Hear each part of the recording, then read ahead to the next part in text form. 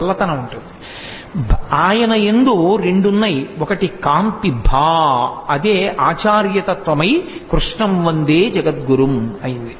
రెండవది చల్లతనం, అదే భక్తుల్ని పరిపాలించేటటువంటి గుణంగా ప్రకాశించింది. అందుకే శ్రీకృష్ణ పరమాత్మ పాండవులని ఆదుకోవడానికి పడినటువంటి కష్టాలు అన్నీ ఇన్నీకో, అన్ని కష్టాలు పడ్డాడు మహానుభావుడు. జలధర రేహు నాజాను చతుర్బాహు సరసీరుహక్షు విశాలవక్షు జారు గదా శంఖ చక్ర పద్మ విలాసు కంఠ కౌస్తుభమణి కాంతిభాను కమనీయ కటిసూత్ర కంకణ కేయూర శ్రీవత్సలంచనంచిత విహారు మరుకుండల ప్రభాయుత కుండల లలాటు వైఢూర్య మణిగణ వరకిరీటు బాలు పూర్ణేందు రుచిజాలు భక్త లోకపాలు సుగుణాల వాలు కృపావిశాలు చూచి తిలకించి పులకించి చూజ్యమంది ఉబ్బి చెలరేగి వసుదేవుడు ఉత్సహించే అని ఆ చిన్ని కృష్ణుణ్ణి చూసినటువంటి వసుదేవుడు పరమ సంతోషాన్ని పొందాడు. దేవకీదేవి అంత ఆనందాన్ని పొందింది.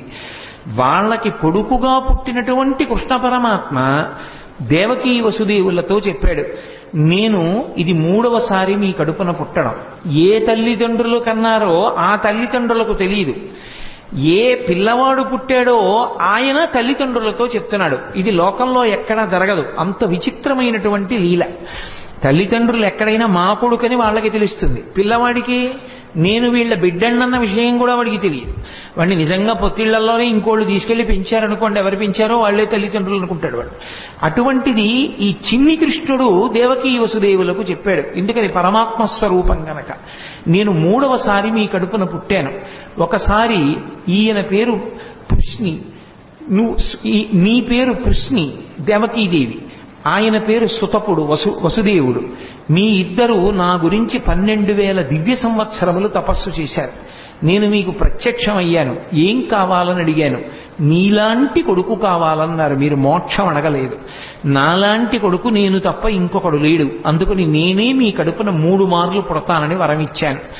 ఆ జన్మలో మీకు పృష్ణి గర్భుడు అన్న పేరుతో పుట్టాను. వేరొకసారి మీరు మరిచిపోయినా నేను మరిచిపోలేదు. మీరు కశ్యప ప్రజాపతి అదితిగా ఉండగా వామనమూర్తిగా పుట్టాను. 3వ మాట ఇదే చిట్ట చివరిసారి మీ కడుపున నేను పుట్టడం. ఇది 3వసారి పుట్టాను. ఈ జన్మలో నా పేరు శ్రీకృష్ణుడు అని పిలుస్తారు. మీరిద్దరూ దేవకీ వసుదేవులని పిలవబడ్డారు. ఈ 3వ జన్మలో నేను శ్రీకృష్ణ పరమాత్మగా మీ కడుపున ఆవిర్భవించినప్పుడు చేసినటువంటి లీలల్ని మీరు నిరంతరం స్మరించిన కారణం చేత మీ మనసుని పట్టినటువంటి పాపరాశి ధ్వంసమై ఇక మళ్లీ పుట్టవలసిన అవసరం లేని పునరావృత్తి రహిత శాశ్వతమైనటువంటి శివసాయుజ్య స్థితిని మోక్ష రూపంలో మీరు పొందుతారు. కాబట్టి నా లీలను స్మరించడమే మీకు ఉత్తమోత్తమమైనటువంటి లక్షణం అన్నాడు. పరమాత్మ ఆ జన్మలో వాళ్ళకి పిల్లాడిగా పుట్టి కూడా నేను మీ దగ్గర పెరగను. ఓ వసుదేవా, నువ్వు నన్ను తీసుకుని తల మీద పెట్టుకో. తెలుగు భాగవతంలో అయితే ఆంధ్ర భాగవతంలో గుండెల మీద పెట్టుకున్నాడు అని. నన్ను తీసుకుని ఈ అంతఃపురం నుంచి బయటికి వెళ్ళిపో. రాజ్యానికి సరిహద్దులో యమునా నది ప్రవహిస్తోంది మధురా నగరం దగ్గర. ఆ యమునా నది త్రోవ ఇస్తుంది, దాటి నందవ్రజానికి చేరుకో. నందవ్రజంలో ఇదే సమయానికి యోగమాయ పుట్టింది. అందుకే నారాయణ నారాయణి అన్నా చెల్లెళ్ళు పార్వతీదేవి శ్రీ మహావిష్ణువు. యోగమాయ పుట్టి ఉన్నది. నన్ను తీసుకెళ్లి అక్కడ పడుకోబెట్టి ఆ ఆడపిల్లని తీసుకెళ్లి మళ్ళీ వెనక్కి వచ్చేసిన తరువాత మళ్లీ నువ్వు అంతఃపురంలోకి వచ్చి కాళ్ళకి చేతులకి సంకెళ్ళు పడిపోయి యథాస్థితిని పొందిన తరువాత ఆడపిల్ల ఏడుస్తుంది. ఏడిచిన తరువాత కంసుడు లేస్తాడు. కాబట్టి నన్ను తీసుకెళ్లి నందవ్రజంలో విడిచిపెట్టాయి అన్నాడు. సరేనన్నాడు. ఆ పిల్లవాడిని తీసుకున్నాడు. బయటికి బయలుదేరాడు. ఆశౌరికి తెరవెసగెను ప్రకాశోద్దత తుంగ భంగ కలిత ధరాసాకాశయగు యమున మును సీతేశునకు పయోధి త్రోవ ఇచ్చిన భంగిన్ అన్నారు పోతన గారు. సముద్రం ఎలా రామచంద్రమూర్తికి దారిచ్చేసిందో అలా యమునా నది కూడా దారిచ్చేసింది. ఎవరికి? కృష్ణ పరమాత్మని తల మీద పెట్టుకున్నటువంటి వసుదేవుడికి. అందుకే రామచంద్రమూర్తికి ఎక్కువ సంబంధం గోదావరి సరయూ నది. కృష్ణ పరమాత్మకి ఆద్యంతము సంబంధము యమునా నది. యమునా నదితో ఆయనకి సంబంధం ఉండడానికి కారణం ఒక్కటే. యముడు యమున వీళ్ళిద్దరూ అన్న చెల్లి. వీళ్ళిద్దరూ సూర్య భగవానుడి యొక్క బిడ్డలు. యమున ముందుకు నడిచి వెళ్ళిపోతూ ఉంటుంది. కాలము వెనక్కి రాదు. గంగ అలా కాదు, గంగ ముందుకు వెళ్ళి వెనక్కి వెడుతుంది. కాశీలో దక్షిణానికి వెడుతున్న గంగ మళ్ళీ వెనక్కి తిరిగి ఉత్తరానికి వెళ్ళింది. గంగ దక్షిణానికి వెళ్ళింది అంటే జనన మరణ శోక సంసార స్వరూపం. ఉత్తరానికి తిరగడం అంటే మృత్యువునంత పోగొట్టగలిగినటువంటి పరమేశ్వర స్థానాన్ని, కైలాసాన్ని చూడడం. అక్కడ తిరిగింది కాబట్టి ఉత్తరానికి కాశీపట్టణంలో ప్రవహించేటటువంటి గంగకి ఒక ప్రత్యేకమైనటువంటి ప్రాముఖ్యత ఏర్పడింది. అందుకే కాశీగంగా కాశీగంగా అంటుంటారు. యమున అలా కాదు, ముందుకే వెడుతుంది. అందుకే యమున కాలస్వరూపం. యమునని దాటలేరెవరు. కాలాన్ని దాటడం ఎవరికి సాధ్యం కాదు. కాలమును దాటేశాడు అంటే ఇక పుట్టడు అని గుర్తు, మోక్షాన్ని పొందాడు అని. కాలమునందు పడిపోయి మళ్ళీ కాలమునందు పుడుతూ ఉంటాడు. పునరపి జననం పునరపి మరణం పునరపి జననీ జఠరేశయనం. కానీ ఎవరు కృష్ణ పరమాత్మని తలయందు ధరిస్తారో వారు మాత్రము కాలము దారిచ్చేస్తుంది. అంటే ఇక వాళ్ళు పుట్టవలసిన అవసరం ఉండదు. అందుకే రాసలీల కూడా ఎక్కడ చేస్తాడు అంటే యమునా నది ఒడ్డునే చేస్తాడు. రాసలీల అంటే ఏదో ఒళ్ళు కొవ్వెక్కి ఆడవాళ్లతో కలిసి ఆడినటువంటి క్రీడ కాదది. రాసలీల అంటే ఎంతమంది జీవులు తరించడానికి సిద్ధంగా ఉన్నారో, ఎంతమంది ఆ భక్తి పరిపక్వతని పొందారో అంతమంది పరమాత్మ యొక్క బ్రహ్మానందాన్ని అనుభవించేటటువంటి స్థితిని భాగవతంలో రాసలీలాఘట్టంగా తీసుకొచ్చారు. అందుకే అంగనామంగనాం అంతరే మాధవం అంటాడు లీలాశుకుడు. ఇటు పక్కన ఒక అంగన, ఇటు పక్కన ఒక అంగన ఉంటే మధ్యలో కృష్ణుడు ఉంటాడు. కృష్ణుడికి మధ్యలో అంగన ఉంటుంది. అంటే ఎంతమంది జీవులు బ్రహ్మానంద స్థితిలో ఉంటారో అంతమందిని బ్రహ్మానంద స్థితిలో పరమేశ్వరుణ్ణే అనుభవిస్తూ ఉంటారు. ఆ స్థితిని ఆవిష్కరించేటటువంటి అద్భుత ప్రక్రియ రాసలీల. అది కాలాతీత స్థితిని చూపిస్తుంది. కాబట్టి యమున ఒడ్డునే చేస్తాడు కృష్ణ పరమాత్మ. అంతటి మహానుభావుడు. అదే ఆయనలో ఉన్నటువంటి మెరుపు. అందుకే కృష్ణుని యొక్క లీలలను అర్థమై తెలుసుకుంటే జ్ఞానము కలుగుతుంది. ఒకవేళ వాటి లోపల ఉన్న విశేషం తెలియకపోయినా పరమభక్తితో కృష్ణలీలల్ని విన్నంత మాత్రం చేత ఒక లక్షణం కలుగుతుంది. అది మీరు తెలిసి వినండి, తెలియక వినండి.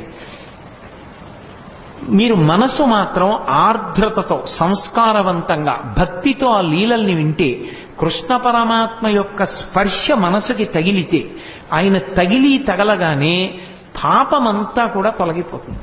అందుకే కృష్ణలీలల్ని ఎందుకంత గొప్పగా చెప్పుకుంటారు లోకంలో అంటే, కృష్ణలీలలు మనసుకి తగిలితే, మనసుకి కృష్ణుడితో సంపర్కం ఏర్పడితే అది పాప దాహకత్వానికి కారణమవుతుంది.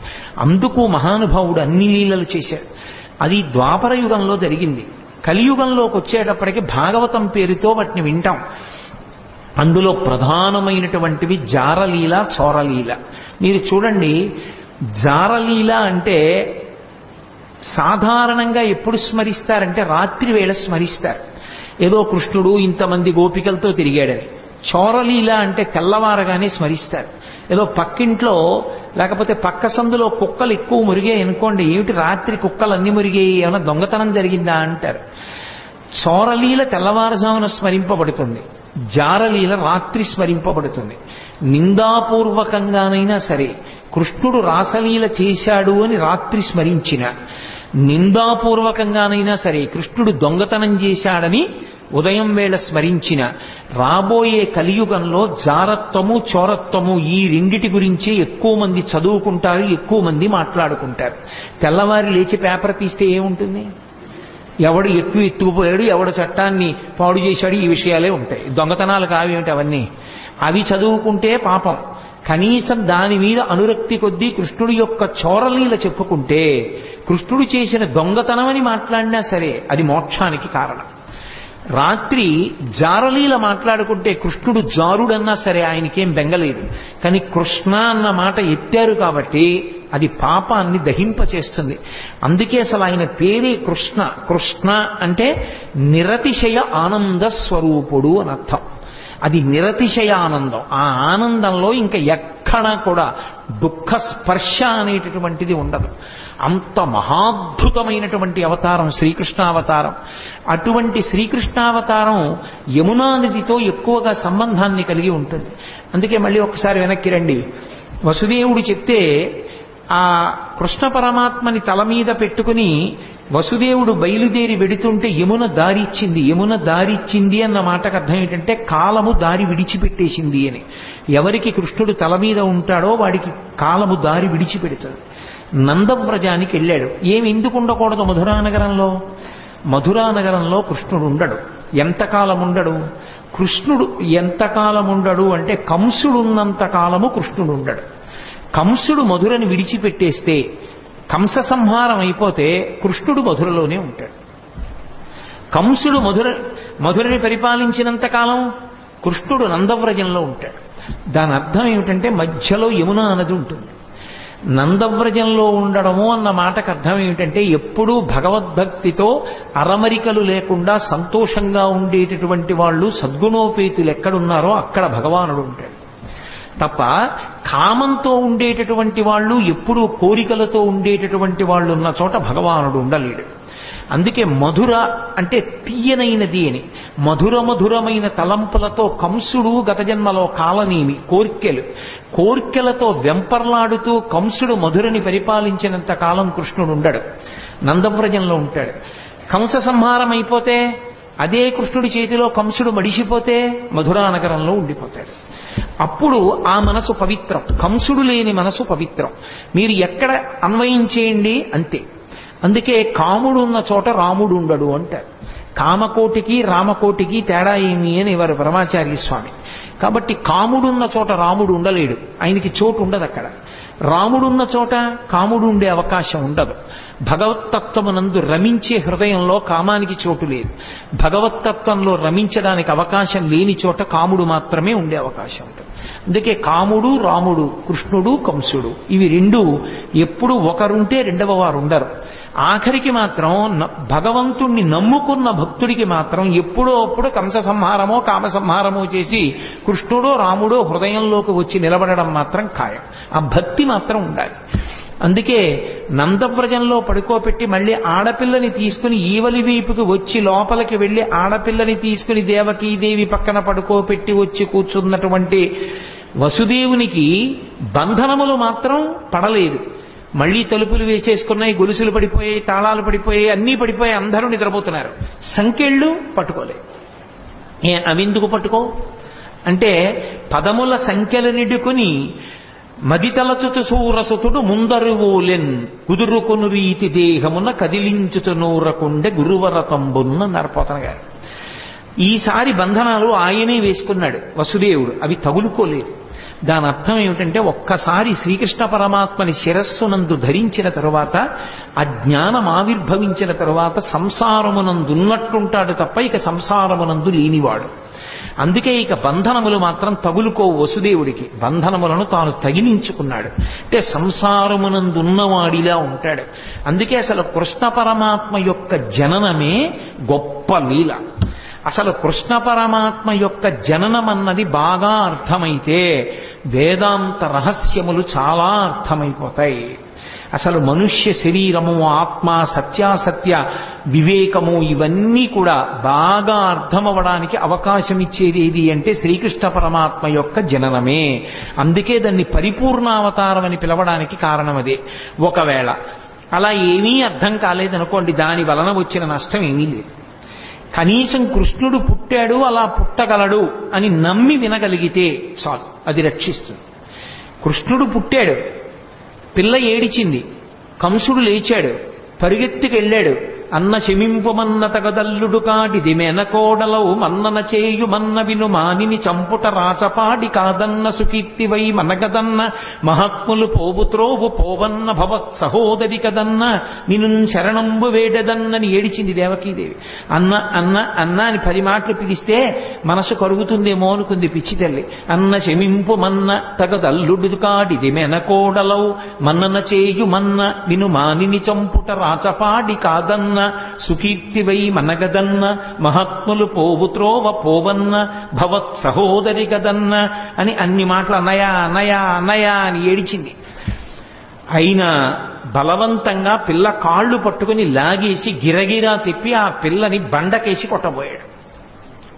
ఆ పిల్ల రాతికి తగలడం మానేసి ఆకాశంలోకి ఎగిరిపోయి పుష్ప మాలల చేత అలంకరింపబడి దేవతలందరూ ఆమెని సేవిస్తుండగా, ఓరి పిచ్చివాడా, నిన్ను చంపేవాడు నాతో కలిసి వేరొక చోట పుట్టాడు. పోని ఊరుకున్నాడా? ఇంకా పళ్ళు రాని పిల్లలు, పాలు తాగుతున్న పిల్లలు ఎక్కడెక్కడున్నారో వాళ్ళందరినీ చంపేయమన్నాడు. అక్కడ ప్రారంభమయ్యాయి కృష్ణలీలలు.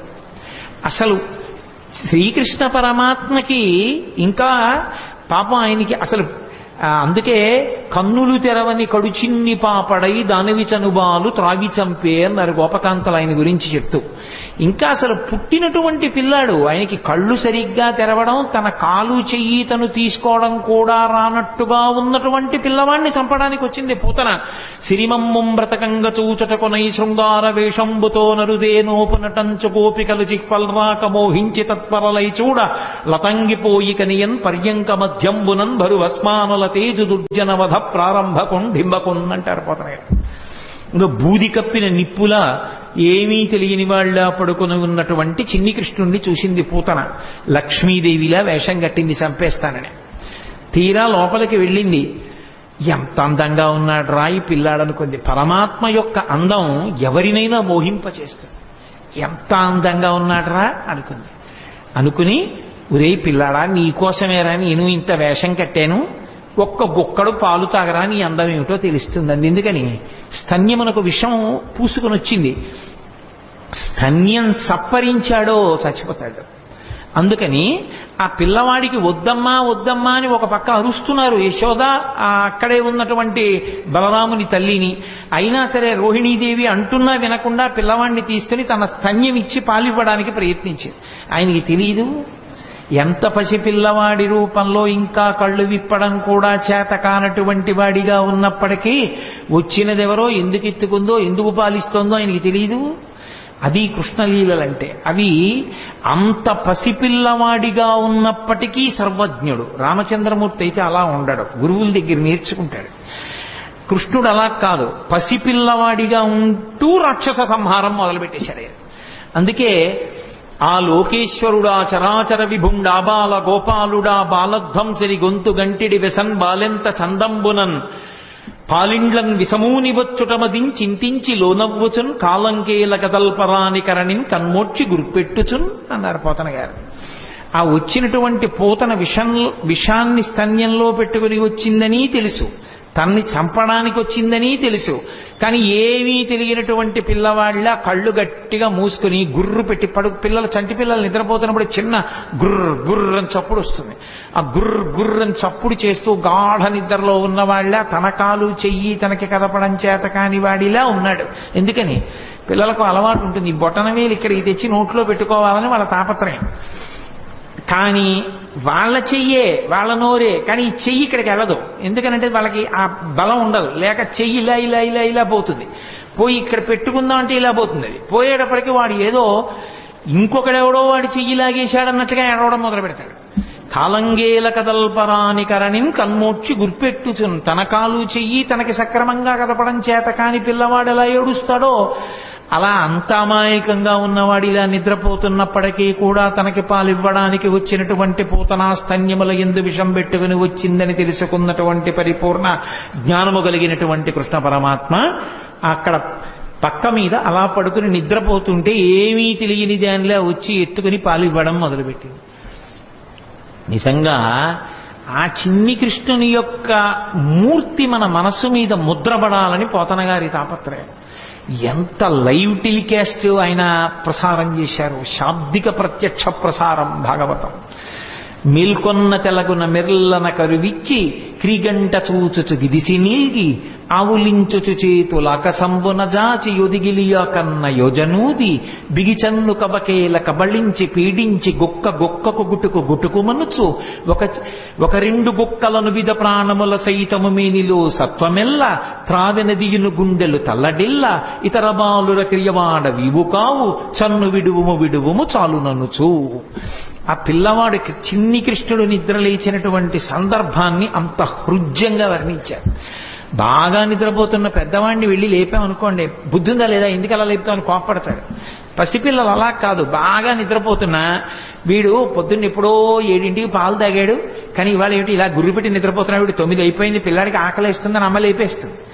లేపేసి పాలిద్దామని ఒళ్ళో పడుకోబెట్టుకుంటే వాడు ఏమి ఏడవాడు లేపేసిందని. కానీ వాడి ఎంత బద్ధకం, ఏదో పెద్ద అలిసిపోయిన వాళ్ళలాగా ఆ విప్పలేక కళ్ళు విప్పినటువంటి వాళ్ళలాగా ఆ కళ్ళు ఇలా విప్పి ఇలా విన్నుపం ఇలా విరుచుకుని గిదిసి నీల్గి ఆవులించుచు చేతులు ఆకాశంబున చాపి ఆ చిన్ని నోరింత ఆవలించి 2 చేతులు ఇలా ఆకాశంలోకి ఎత్తి ఏమిటో ఇలా ఆడించి ఓసారి చేతులు ఆకాశంబున జాచి ఎదిగిలియాకొన్న యోజనూది బిగిచన్ను కవకేల కబళించి పీడించి గొక్కకు గుట్టుకు మనుచు.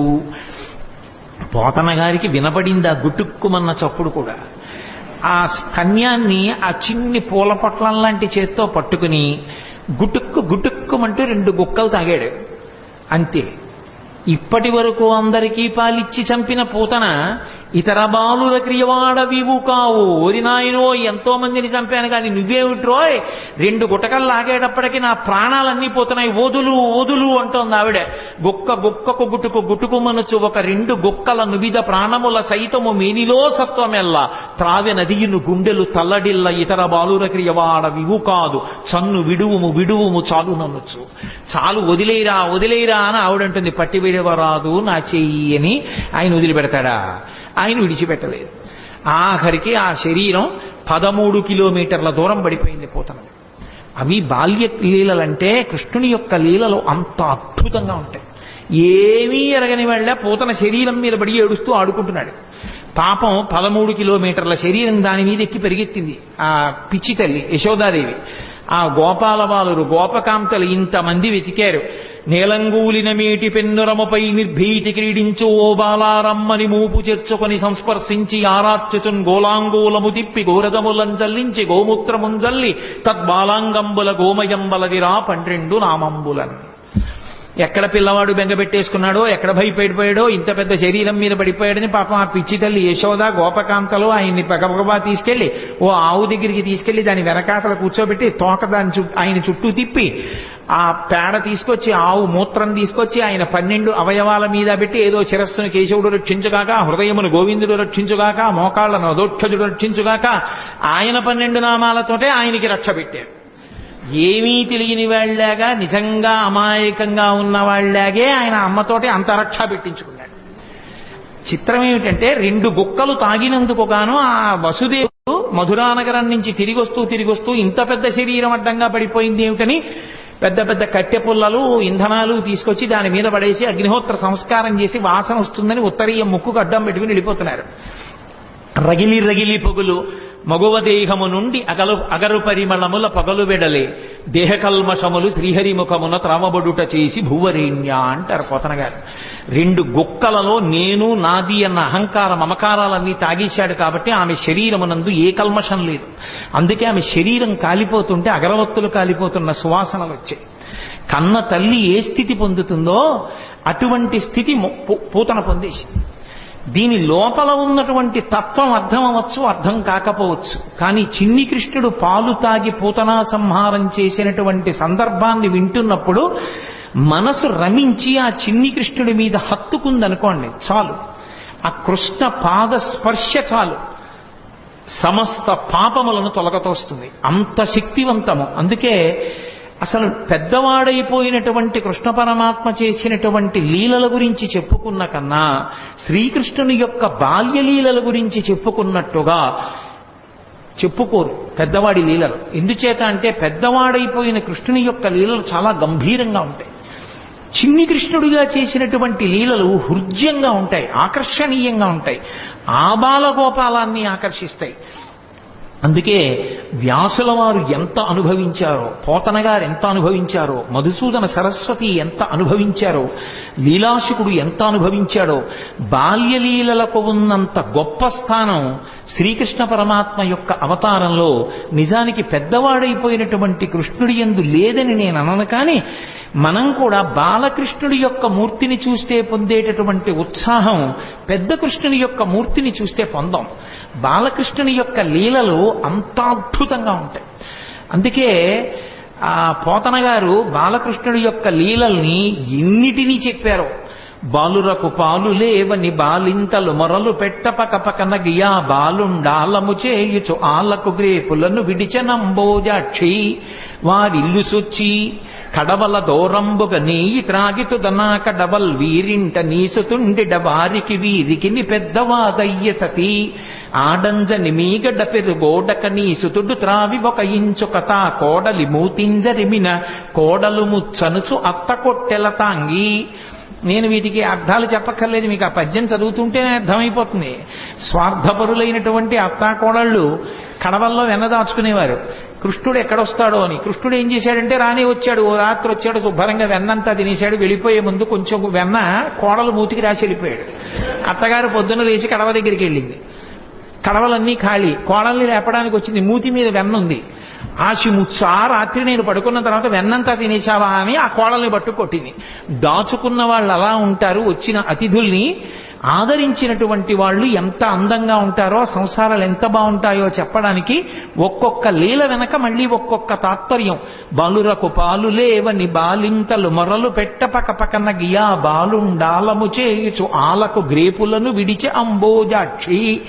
మా పిల్లలకి పాలు లేకుండా చేసేశాడమ్మా, సాయంకాలం అయ్యేటప్పటికి ఎక్కడి నుంచి వచ్చాడో దూడలన్నీ వదిలేశాడు, ఆవుల దగ్గర పాలన్నీ తాగేశాయి, మా పిల్లలు ఏడుస్తున్నారని కొంతమంది గోపకాంతలు వచ్చి చెప్పారు. ఎన్ని లీలలో పుట్టి పుట్టడు నేడు దొంగిలబోయి వారిల్లు చొచ్చి తా ఉట్టి అందక పీటలు రోలు ప్రోవిడి ఎక్కి చేపెట్టజాలక కుండ కిందొక తూటునరించి మీ పట్టి మీగడపాలు చెరలు పట్టి తాగెతలోదరి. దీనికి అర్థం చెప్పాలని నేను అనుకోవట్లా, అంటాను కానీ మళ్ళీ చెప్తుంటాను. కృష్ణుడు ఇంటికి వెళ్ళాడు, ఆ అత్తా కోడలు ఉట్టి దొరికితే తాగేస్తాడని చెప్పి ఉట్టి కింద ఉంటే ప్రమాదం అని చెప్పి పైన కట్టేశారు. తీసుకెళ్లేదో చిక్కంలో పెట్టి పైన కట్టారు. రానే వచ్చాడు, చూశాడు, ఓహో ఈ అత్తా కోడలు పైకి కట్టారా ఎలా అనుకున్నాడు. పీటలు రోళ్లు అన్నీ తీసుకొచ్చాడు, అక్కడ వేసాడు, వాటి మీద ఎక్కాడు. ఇలా చెయ్యి పెడదామని చూశాడు, అందలేదు.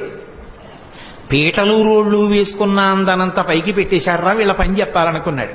ఓ రాయి ఒకటి తీసి కిందకి అన్నం పెట్టాడు. చక్కగా పైనుంచి కారిపోతోంది. హాయిగా అందరూ చేరలు పట్టి తాగారు, వెళ్ళిపోయారు. భాగవతం కాదు కానీ నాకు ఇది చెప్పినప్పుడల్లా జ్ఞాపకం వస్తూ ఉంటుంది. ఒక చోట ఒక అత్తా కోడలు అంతకన్నా చాలా తెలివైన వాళ్ళు ఇలా వచ్చి ఎక్కడో ఉట్టి కట్టి పెట్టినా తాగేస్తున్నాడని వాళ్ళు ఏం చేశారంటే కుండ చుట్టూ గంటలు కట్టారు. వచ్చి ముట్టుకున్నాడో గంటలు మోగుతాయి, అప్పుడు పట్టుకోవచ్చు అనుకున్నాడు. ఆయన ఏం చేశాడు, పీట వేసుకున్నాడు, రోడ్లు వేసుకున్నాడు, పిల్లల్ని ఎక్కించాడు, ఆ వీపులు ఎక్కాడు, దగ్గరికి వెళ్ళాడు. ఎలా ముట్టుకోవడం, ముట్టుకుంటే గంటలు మోగుతాయి. చూశాడు పరాత్పరుడు, ఆయన శాసనానికి ఏది లొంగది. ఓ గంటలలారా మీరు మ్రోగకుడు అన్నాడు. అవి విన్నాయి. చక్కగా వెన్న తీశాడు, పిల్లలందరికీ పెట్టాడు. ముందు వాళ్ళకి పెడితే కాంత అంత ఎండవు, అందరికీ అందిందా, అందింది. ఇప్పుడు ఆఖరణ తను తీసుకుని ఇలా నోటి దగ్గర పెట్టుకున్నాడు, గంటల గణగణ మోగి. అరే మిమ్మల్ని మోగద్దన్నాను కదా, ఎందుకు మోగారన్నాయి. ఏం చెప్పమంటావు పరమేశ్వర, వాళ్ళకి పెడితే ఊరుకున్నా, నువ్వు నోట్లో పెట్టుకుంటే నైవేద్యం అలవాటు గంట మోగడం, అందుకని మోగేశామన్నాయి. అలా ఎంతమంది ఎన్ని అనుభవించారో మహానుభావుడు. వేలుపుల్లటి నాకంటెను వేలుపు మరి ఎవ్వడనచుబి కబకెన గిమా వేలుపుల్ల గోడపైనో హేలావతి నీత నూజుడింగిలి చేసన్. వచ్చిన పిల్లలకి అతిథులకి అన్నం పెట్టకుండా ఏమిటో బొమ్మలను అన్నీ పెట్టి నైవేద్యాలు అంటూ కూర్చుంటామేమిటి, నేనే పెద్ద పరమేశ్వరుండని చెప్పి ఆవిడ కళ్ళు మూసుకు ధ్యానం చేస్తుంటే చక్క చక్కెర పొంగలి అవి తినేసి మిగిలింది ఆ బొమ్మలకి రాహేసి వెళ్ళిపోయాడు. నాకన్నా వెళ్ళిపోవడం నీ తిన్నానులే చాలన్నాడు. కొడుకులు లేరని వకసతి వగవగ తన్ను మగనిగా గైకొని నన్ కొడుకులు కలిగెదరనిపై పడినాడిది వినువు శిశువు పనులే తల్లి అంటుంది ఇంకో గోపికొచ్చి. ఏదో పాపం గోపబాలురందరూ ఆవుల్ని పట్టుకుని వెళ్ళిపోయారు. పెళ్ళై చాలా కాలం అయింది, ఈ అమ్మాయికి పిల్లలు పుట్టలేదని ఏదో మాట్లాడుకుంటున్నారు వాళ్ళు. ఎక్కడి నుంచి వచ్చాడో గబగబా వచ్చాడు. మీ ఆయన్ని నమ్ముకుంటే ఏం పిల్లలు పుడతారమ్మా, నన్ను నమ్ముకోనా ఆవిడ మీద పడ్డాడు. అది వచ్చి చెప్పింది ఓ గోపకాంత.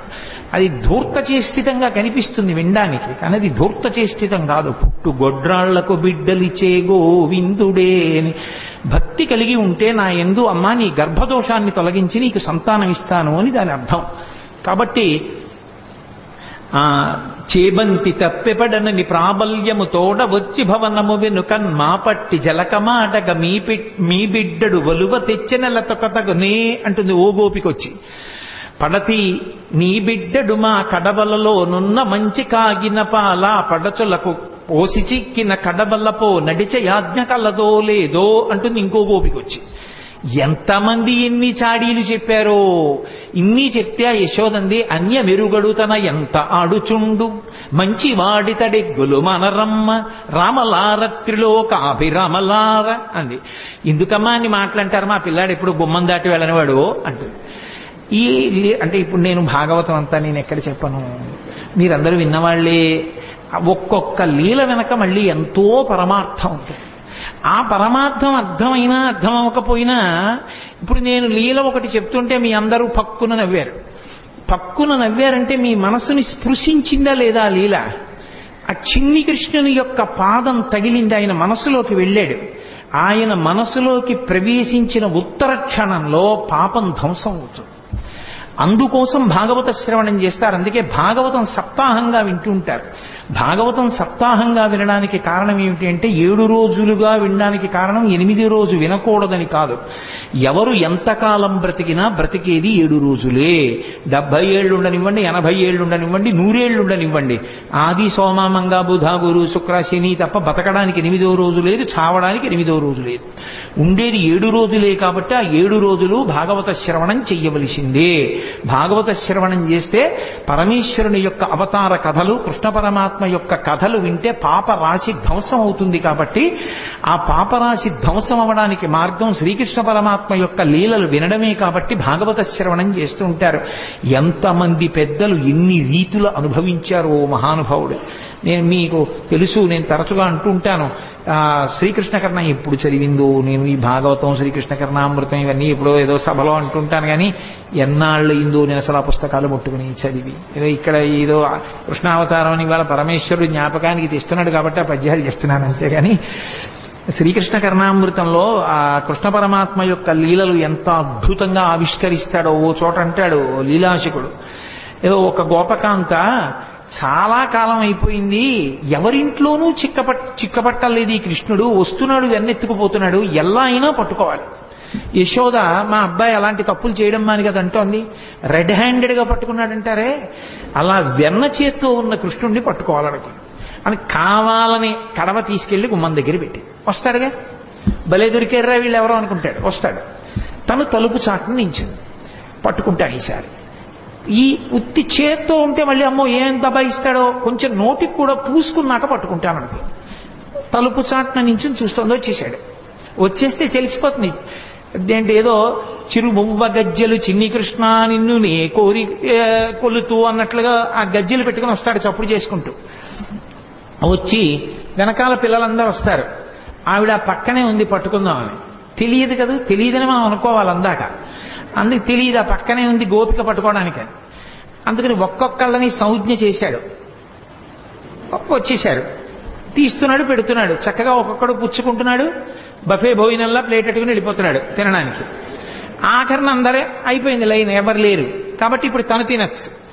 కూర్చుని అలాగో గోపికలు లేరు, ఈ ఇంట్లో పిచ్చేళ్లు బయట పెట్టి వెళ్ళిపోయారని చెప్పి చక్కగా తీసుకుని ఇలా నోట్లో పెట్టుకున్నాడు. పెట్టుకోగానే గోపిక వచ్చి పట్టుకుంది. పట్టుకుని ఆ కృష్ణుణ్ణి చూసింది. పిల్లాడు కదా, భయపడిపోయి ఇలా అనాలి, ఏమీ అనలేదు, ఇలా చూశాడు అన్నాడు. అయ్య బాబాయ్ ఇదేమిటి ఇంత ధైర్యం అనుకుంది.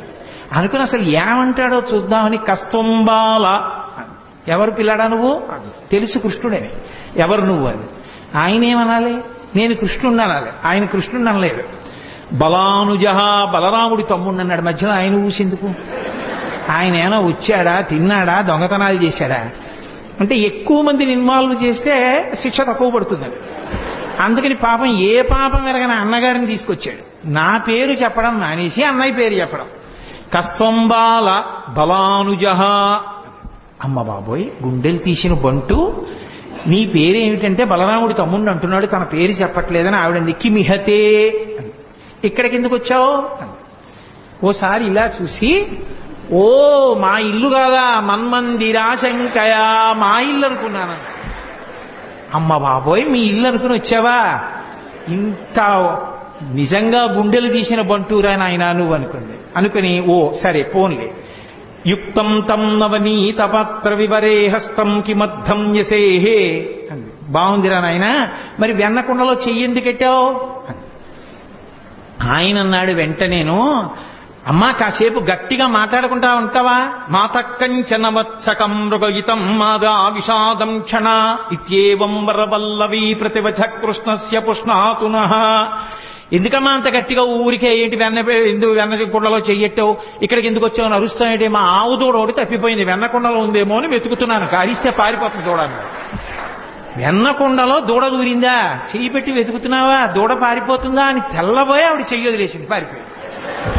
అలా నిర్భయంగా గోపకాంత పట్టుకున్నా కూడా తిరగబడి జవాబు చెప్పిన కృష్ణుడు ఉన్నాడే, ఆయన మమ్ము రక్షించుగాక అంటాడు.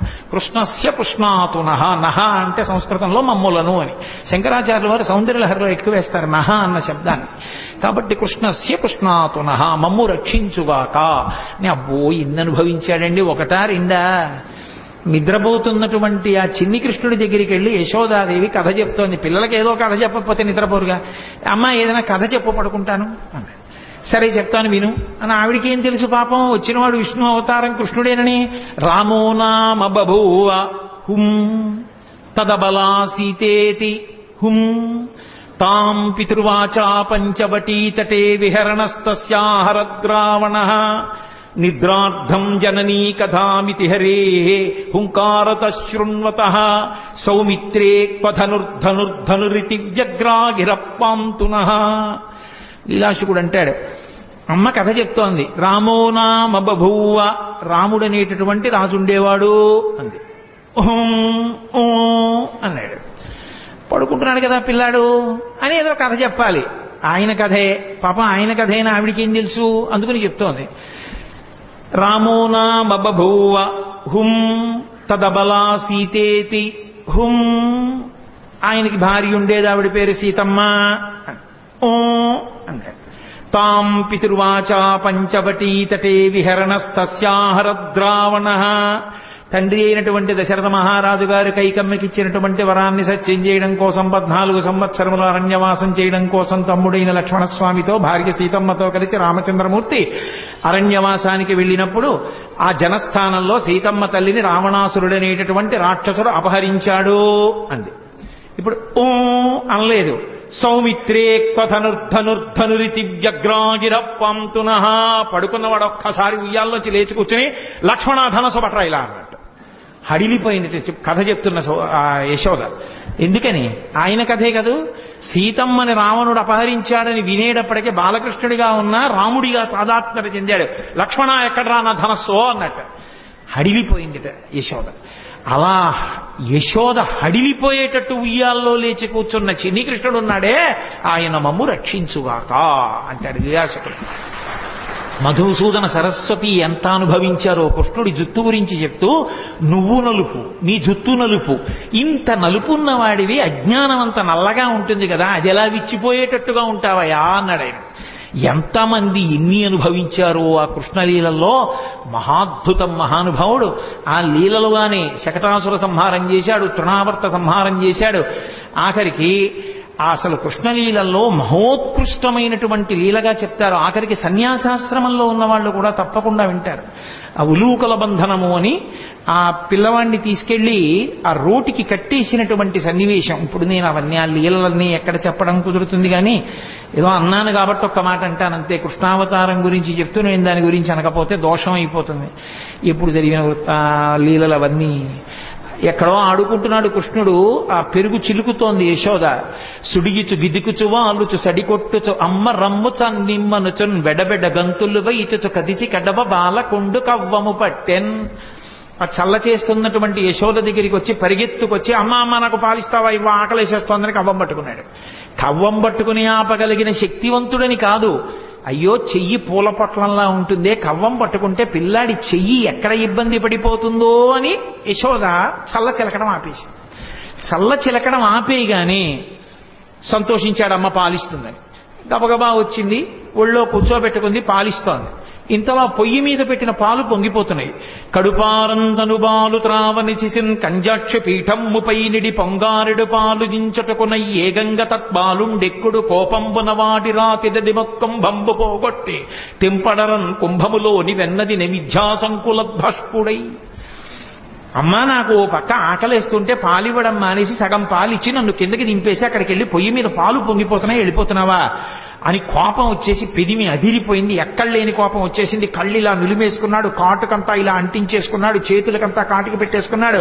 అమ్మ నాకు కడుపు నిండా పాలు ఇవ్వలేదన్నాడు. అక్కడ ఉన్న రాయి ఒకటి తీశాడు, ఆ చల్ల చేస్తున్న కుండకేసి కొట్టాడు, కుండ బద్దలైపోయింది. ఆ పాలు మజ్జిగంతా కిందకు వచ్చేసింది. ఆ వెన్నముద్ద ఇలా అరిచేతిలోకి తీసుకున్నాడు. ఆ వెన్నముద్ద పట్టుకుని అక్కడి నుంచి బయలుదేరి అమ్మ అక్కడ పాలు దింపి వెనక్కొచ్చి ఎక్కడ తనని పట్టుకుంటుందో అని మెల్లిగా బయటికి వెళ్ళిపోయి ఓ రావులో ఒకటి తిరగేసి ఆ గోడ మీద ఉన్న ఓ కోతికి పెడుతుంటే అమ్మ పాలు దింపిటి వచ్చింది. కుండ బద్దలైపోయింది, వెన్నంతా కింద పడిపోయింది, మజ్జిగంతా కారిపోయింది. అదే నీళ్లల్లా ఓ గుడ్డేసి వత్తడానికి ఉండదు, మజ్జిగ కాలు జారిపోతుంది. మళ్ళీ ఏ పిండో తీసుకొచ్చి వత్తాలి. అదంతా లాలనమున బహుదోషములు లింప్రాపించు తాడనోపాయములన్ చాలా గుణంబులు కలుగును తాడ నంబె బాలు రకును పద్యంబరయన్. ఈ పిల్లాన్ని అల్లరి చేస్తుంటే ఫోన్ లేని ఊరుకుంటుంటే వింటలేదు, ఇవాళ కట్టేస్తాను కొట్టేస్తాను అని ఏడిరా వీడని చెప్పి చూసింది. అంత తొందరగా నేను దొరుకుతాడేమిటి? పెద్ద యుద్ధానికి వెళ్లేదానిలా చీర తీసింది, పైకి కొంగు దోపింది, ఈ కొంగు తీసింది, ఇలా చుట్టూ తిప్పింది, గట్టిగా కట్టుకుంది. ఆ జడ తీసింది, ఇలా చుట్టూ ముడేసుకుంది, పూలు గట్టిగా పెట్టుకుంది, ఆ పమిట తీసింది, గట్టిగా పెట్టుకుంది. ఇక కొడుకుని పట్టుకోవడానికి పరిగెడుతుందనమాట. ఆయన అమ్మ ఎక్కడొస్తుందో అని అనుమానం ఆయనకి ఉంది. ఓ పక్క కోతికి పెడుతున్నాడు కానీ దొంగేడు పేడుస్తూ అమ్మ నువ్వు నాకు కడుపు నిండా పాలు ఇవ్వలేదమ్మా, మధ్యలో వెళ్ళిపోయావమ్మా అంటున్నాడు. వెనక్కి చూసుకుంటున్నాడు. చూశాడు, అమ్మ వచ్చేసిందని చూసి చూడడం ఏమిటి, రోలు మించి దూకేశాడు. స్తంభాదికంబులు తనకు వడ్డంబైన అట్టట్టునని పట్టువని వీని ఈ తప్పు సైరింపు ఇంక దొంగిల బోధు నేనని ముని ముట్ట నిచ్చువాని కాటుక నెరయంగ కందులు నిలుముచు వెడలు కన్నీటితో వగచువాని ఏ దశ వచ్చునో ఇది ఎని పలుమార్లు సురుగుచు క్రీగంట చుచువాని గుడబారి పట్టుకొని వెర్రపుచు చిన్నిదో వెన్న దొంగ చిక్కెననుచు కొట్ట చేతులాడక పూబోడి కరుణతోడ బాలు కట్టదలచే. అదంతా ఎక్కడ చూసినా స్తంభాలే. ఆ ఇల్లంతా పూర్వకాలపు ఇల్లు కదూ. ఆ స్తంభాల చాటుకి వెళ్ళి దాక్కుంటున్నాడు. ఇటు వస్తే దొరకడు, అటు వస్తే దొరకడు. ఎక్కడ చూసినా స్తంభాలు. ఎట్నుంచి ఏ స్తంభం చాటుకి వెళ్ళిపోతాడో తెలియదు. ఏదో విరాట పర్వంలో తిక్కన గారు అంటారు, ఆ నర్తనశాల ఎక్కడ చూసినా స్తంభాలే. దాంతాకారిత కుంజపుట్టె మఘన స్తంభావళీ రూపమున్ ప్రాంతాది ప్రవిభాగ భోగ నిలయ ప్రద్వారమున్ కాతరస్వంతత్రాసకరంబునై దురభివేశంబైన యాలోరు నిశ్చితుడై సతికేలు పట్టుకుని చొచ్చన్ భీముడు అత్యుగ్రతన్ అంటారు. అలా అన్ని స్తంభాలతో ఉన్నటువంటి ఆ ప్రాంగణంలో అమ్మ వెనక బరిగెడుతోంది, ముందు కృష్ణుడు బరిగెడుతున్నాడు. ఆ స్తంభాల చాటుకి వెళ్ళిపోతున్నాడు, నిశ్శబ్దంగా నించుంటాడు. అమ్మ పరిగెత్తి ఆయాస పడిపోయి ఇలా చెమట్లు కారిపోతూ ఏడి పిల్లాడని చెప్పి ఇలా చూస్తుంటే ఏమీ తెలియని వాళ్ళ ఇలా కన్ను నిలివేసుకుంటూ దొంగేడు పేడుస్తూ దాని పక్క నుంచి ముఖం ఒకటి బయట పెట్టి అమ్మ నన్ను కొట్టకమ్మా, నన్ను పట్టుకోకమ్మా, నేను ఇంకెక్కడికి దొంగతనానికి వెళ్ళనమ్మా, వెన్న పట్టరానమ్మా అడిగిందా అమ్మ ఇవన్నీ. అప్పుడు తన దొంగతనాలన్నీ ఒప్పుకుని దొంగేడు మొదలెట్టాడు. పాపం పరిగెడుతోంది, ఆయన దొరకడు. ఆఖరికి చూశాడు వడల చెమటల గయ నుత్తరీయము జార తిరుముకున్న విరులు నెలజార పట్టరాని తనను పట్టెదనని చింత కట్టుకున్న తల్లి కరుణ చూచి.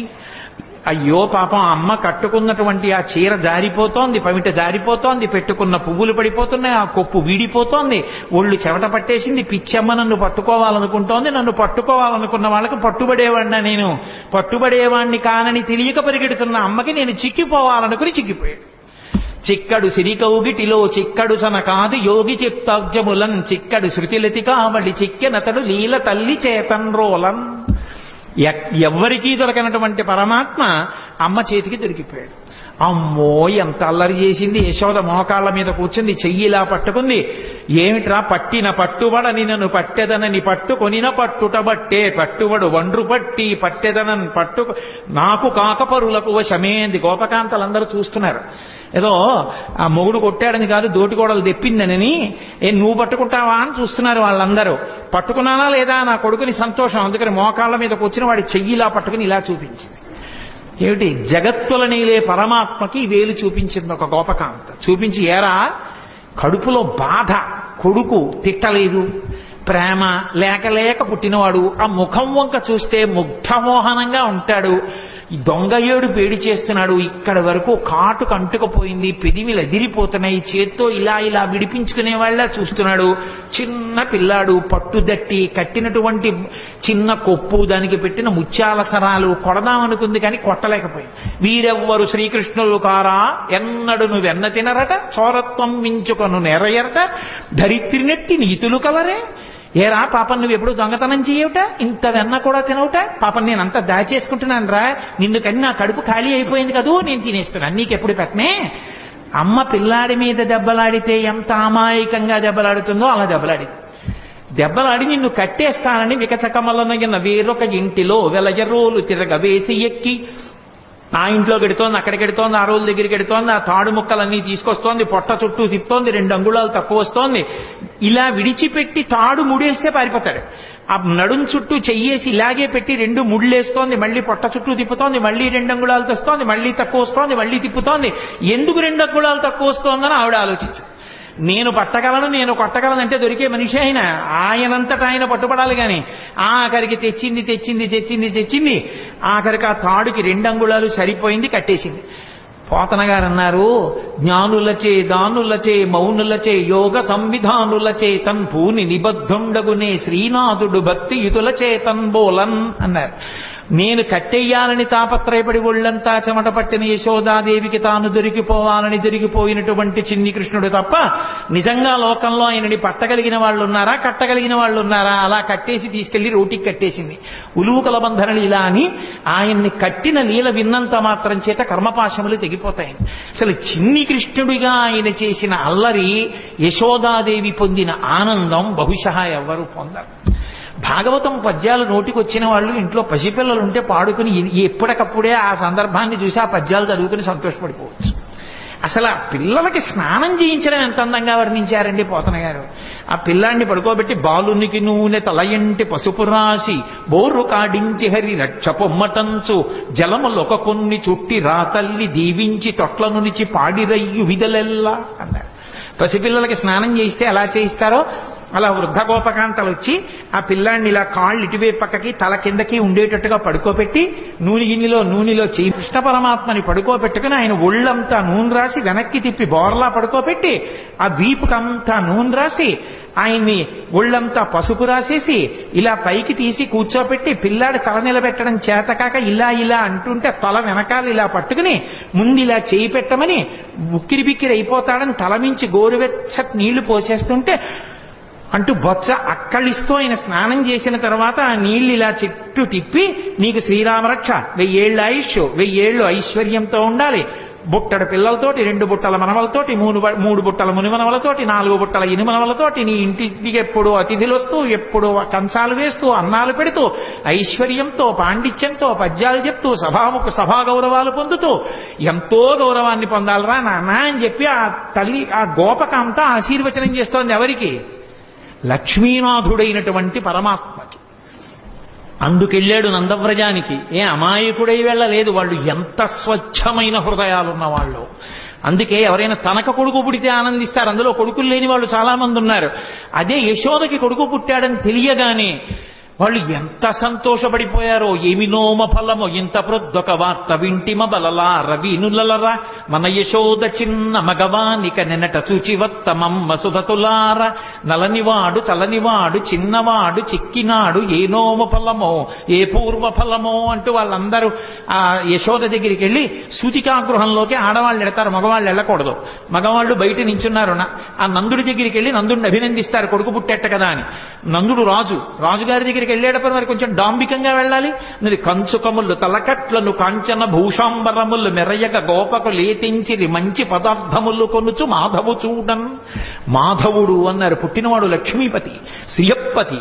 అందుకే ఆయన పుడితేట మిగిలిన వాళ్ళకి తెలియలేదు గాని క్రేళ్లురికె మసలిలేగలు మల్లడిగుని రెంకెలిడియ మద వృషభంబుల్ పెళ్ళున ముదుగుల పొదుగుల చల్లించన్ పాలు బాలు సంభవ వేళన్ అన్నారు పోతన గారు. ఈయన పరమాత్మ పరిపూర్ణావతారం కృష్ణుడు మా వెనకాతలు వస్తాడు. మమ్మల్ని అందరినీ ఇలా ఒళ్ళు నిమురుతాడు. సాయంకాలం వేళ మమ్మల్ని కడతాడు. బంధనాలు విప్పే పరమాత్మ మాకు బంధనాలు వేస్తాడు. ఆయనే మమ్మల్ని తడుగుతాడు, ఆయనే మాకు గడ్డి పెడతాడు, ఆయనే పాలు పితుకుతాడు. మా అదృష్టం అన్నయిట. లీలాశుకుడు పొంగిపోయాడు. గోధూళిధూ సరిత కోమల గోపవేషం గోపాల బాలక శతైరనుగమ్యమానం సాయంతనే ప్రతిగృహం పశుబంధనార్థం గచ్చంతమచ్యుత శిశుం ప్రణతోస్మి నిత్యం అన్నాడు.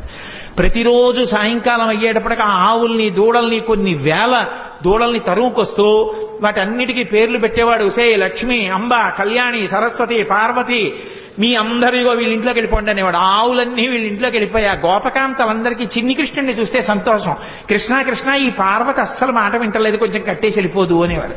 అంటే ఆ ఆవు పలు పట్టుకుని ఇలా గట్టిగా లాగుతుంటే డొక్కలు అక్కలించిపోయి ఉరప్పంజరం బయటికి వస్తే ఆ ఆవు నిగడదని నించుని ఆఖరికి ముందుకి గబుక్కును వదిలేస్తే కింద పడిపోయిన కృష్ణుడు మళ్ళీ లేచి ఆ పలుపు పట్టుకుని వెళ్ళి కట్టేస్తుంటే ఆ గోపకాంతలు నవ్వేవార్త.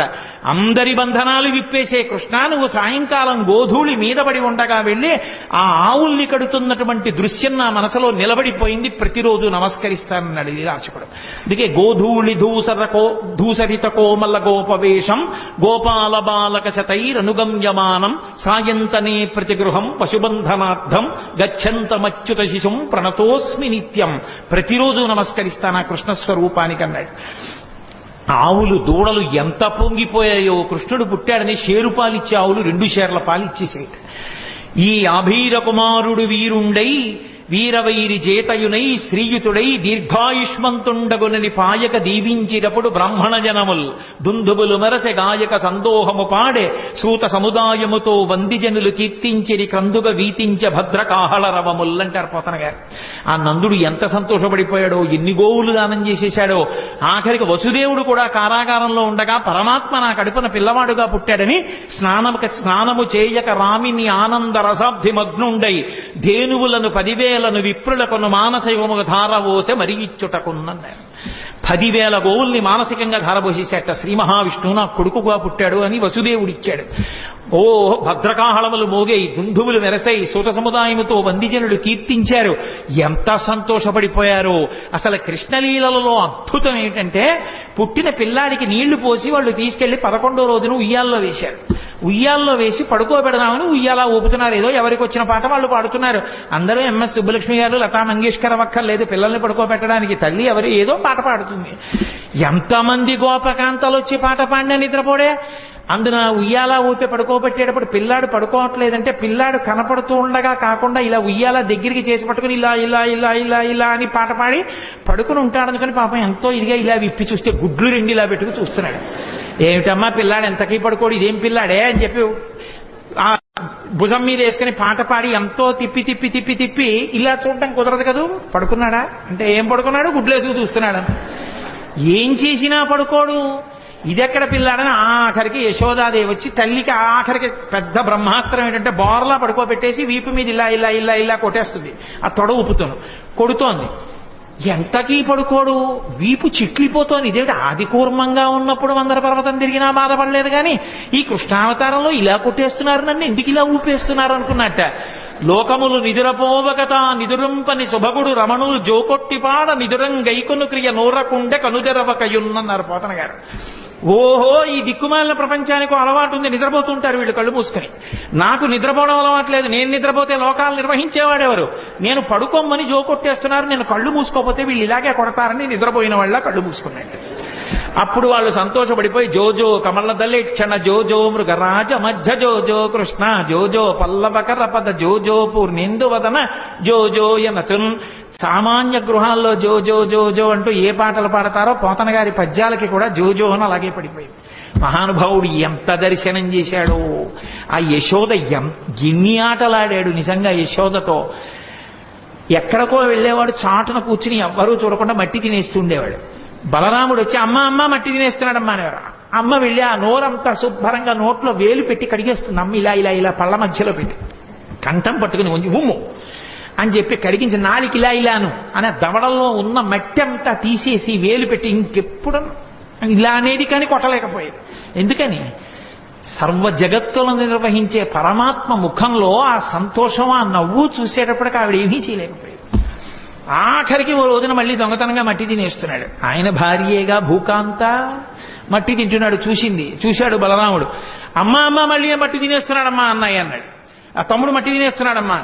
పరిగెత్తుకొచ్చింది యశోద చేయబట్టుకుంది. ఏరా మన్నీటికి భక్షింతువు మన్నియమము లేల మన్నింతువు అన్నయో సకులును చెప్పెదరన్నామన్నేల వేరు పదార్థము లేదే. ఎంత గొప్పగా పడ్డాయండి పోతన గారికి పద్యాలు. ఏరా అన్నయ్య చెప్పాడు, నీ స్నేహితులు చెప్తున్నారు మన్ను తింటున్నావు. ఇది ఎక్కడికి కర్మరా? మన్ను తినడం ఏమిట్రా? చక్కటి వెన్నలేదా ఇంట్లో? పాలు లేవా? ఇటు మట్టి తింటాయేమిటి? అంతే. ఇలా చూశాడు అన్నయ్య వంక నేరం చెప్పాడని. స్నేహితుల వంక చూశాడు. ఇంత పిల్లాడు కళ్ళకి కట్టినట్టు చూపించారండి పోతన గారు. అమ్మిలా చేయి పట్టుకుని మోకాళ్ళ మీద కూర్చుంది, ఎక్కడికి తప్పించుకోలేడు. తన మీద చాడీలు చెప్పి పట్టించేస్తున్నారని కోపం.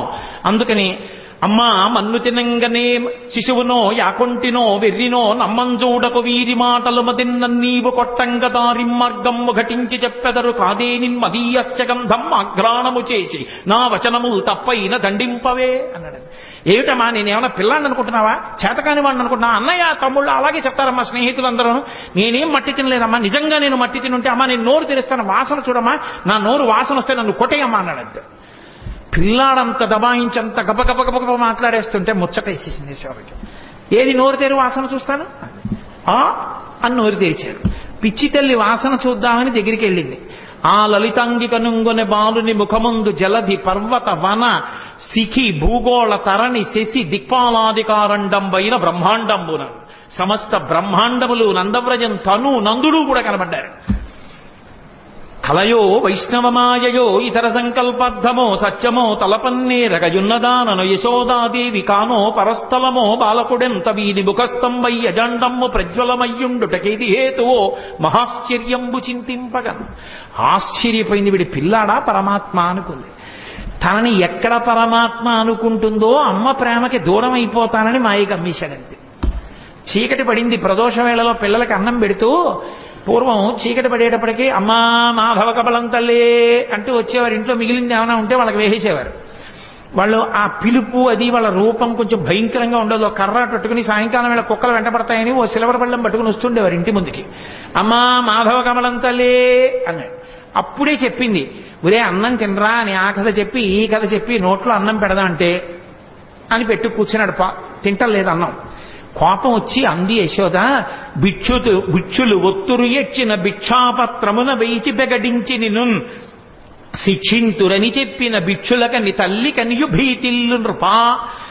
అవునరా, నేను పిలిచి ముద్దుగా చక్కగా గోరు ముద్దలు కలిపి వెన్న అన్నం పెడితే ఎందుకు తింటావు? కాసేపు ఆగి ముష్టి వాళ్ళు వస్తారు, అమ్మా మాధవ కబలం తల్లి అంటారు, నిన్ను తీసుకెళ్లి వాడి పాత్రలో పారేస్తాడు. వాడు అందులో పెట్టి మూత పెట్టి నిన్ను పట్టుకుపోతాడు. వాళ్ళు ఊరి చివర రావి చెట్టు కింద కూర్చుంటారు బాగా చీకటి పడ్డాక. అప్పుడు మూత ఇస్తారు, నిన్ను అక్కడ కూర్చోమంటారు.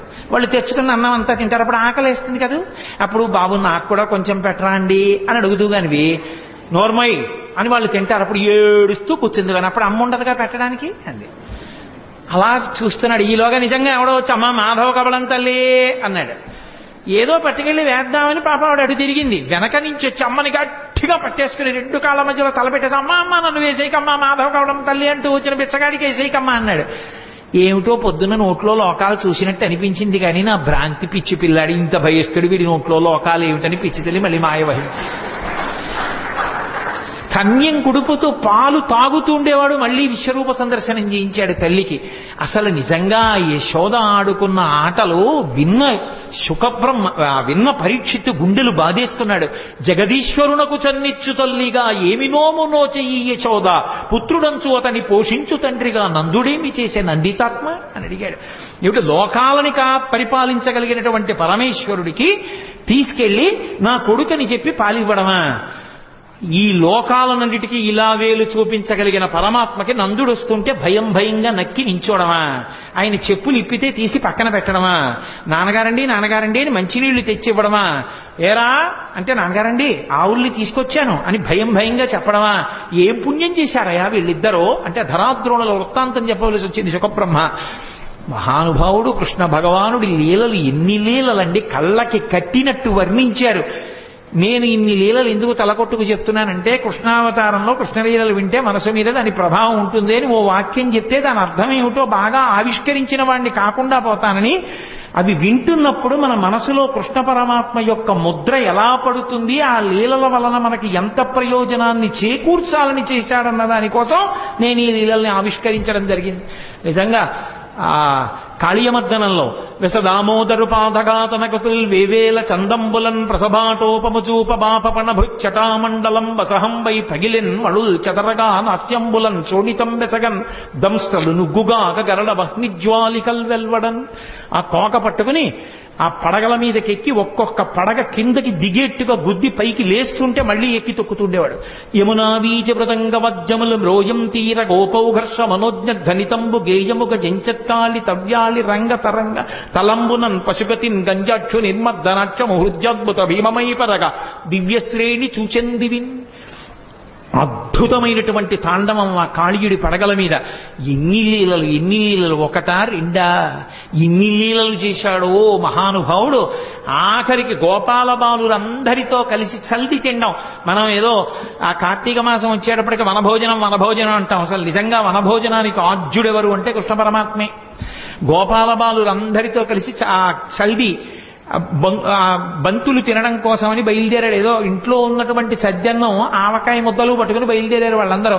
ఓడి పెసరావకాయ, ఓడి ఆవకాయ, ఒకటి మాగాయ, ఒకటి కాయావకాయ, రకరకాల బూరగాయలు అన్ని పట్టుకుని బయలుదేరారు. అందరూ వెళ్ళారు. చిత్రం ఏమిటంటే ఆ పిల్లలకి కృష్ణ పరమాత్మ చెప్తే తప్ప ఆకలేస్తోందన్న విషయం కూడా తెలియదు. ఆ స్వరూపం అటువంటిది. ఎండన్మగ్గితిరకటింబడితిరా రెండు ఎలా విచారింపగా రెండో బాలకులారయనచున్. ఆకలేస్తోంది, మీకు ఎండెక్కిపోయింది, రెండిరా అన్నం తినండిరా అని అందరినీ పిలిస్తే వాళ్ళు ఇలా పంక్తి వేసుకుని తినరు వాళ్ళు. ఎందుకంటే వాళ్ళకి కృష్ణుడు కనపడాలి. అందుకని వాళ్ళు గుండ్రంగా కూర్చుంటారట. పోతన గారు అన్నారు, జలజంత స్థిత కన్నికం తిరిగిరా కూర్చుండి వీక్షించుచున్ శిలలున్ పల్లవముల్ లతల్ తీగలు పత్రంబులు పుష్పంబులు కంచంబులుగా భుజించిరతటన్ గోపర్భకుల్ భూవరా. జలజాంత స్థిత కన్నికం తిరిగిరా సంఘంబులయ్యున్న. వాళ్ళందరూ ఒక పద్మం ఎలా ఉంటుందో దానికి రేకులు చుట్టూ ఎలా ఉంటాయో అలా ఉంటే మధ్యలో దుద్దులో కృష్ణుడు నించుంటాడు. వాళ్ళకి ఎంత భక్తి అంటే తెలిసో తెలియకో ఆ మధ్యలో నిలబడిన కృష్ణుడు ఏదో పరమాత్మ స్వరూపంగా నిలబడ్డం కాదు. ఆవుల్ని దూడల్ని కాసే కృష్ణుడు ఎలా ఉంటాడో అలాగే మట్టి కాళ్ళతో మట్టి చేతులతో పొద్దున్న స్నానం చేయరు, సాయంకాలం స్నానం చేస్తారు గోపాల బాలురు.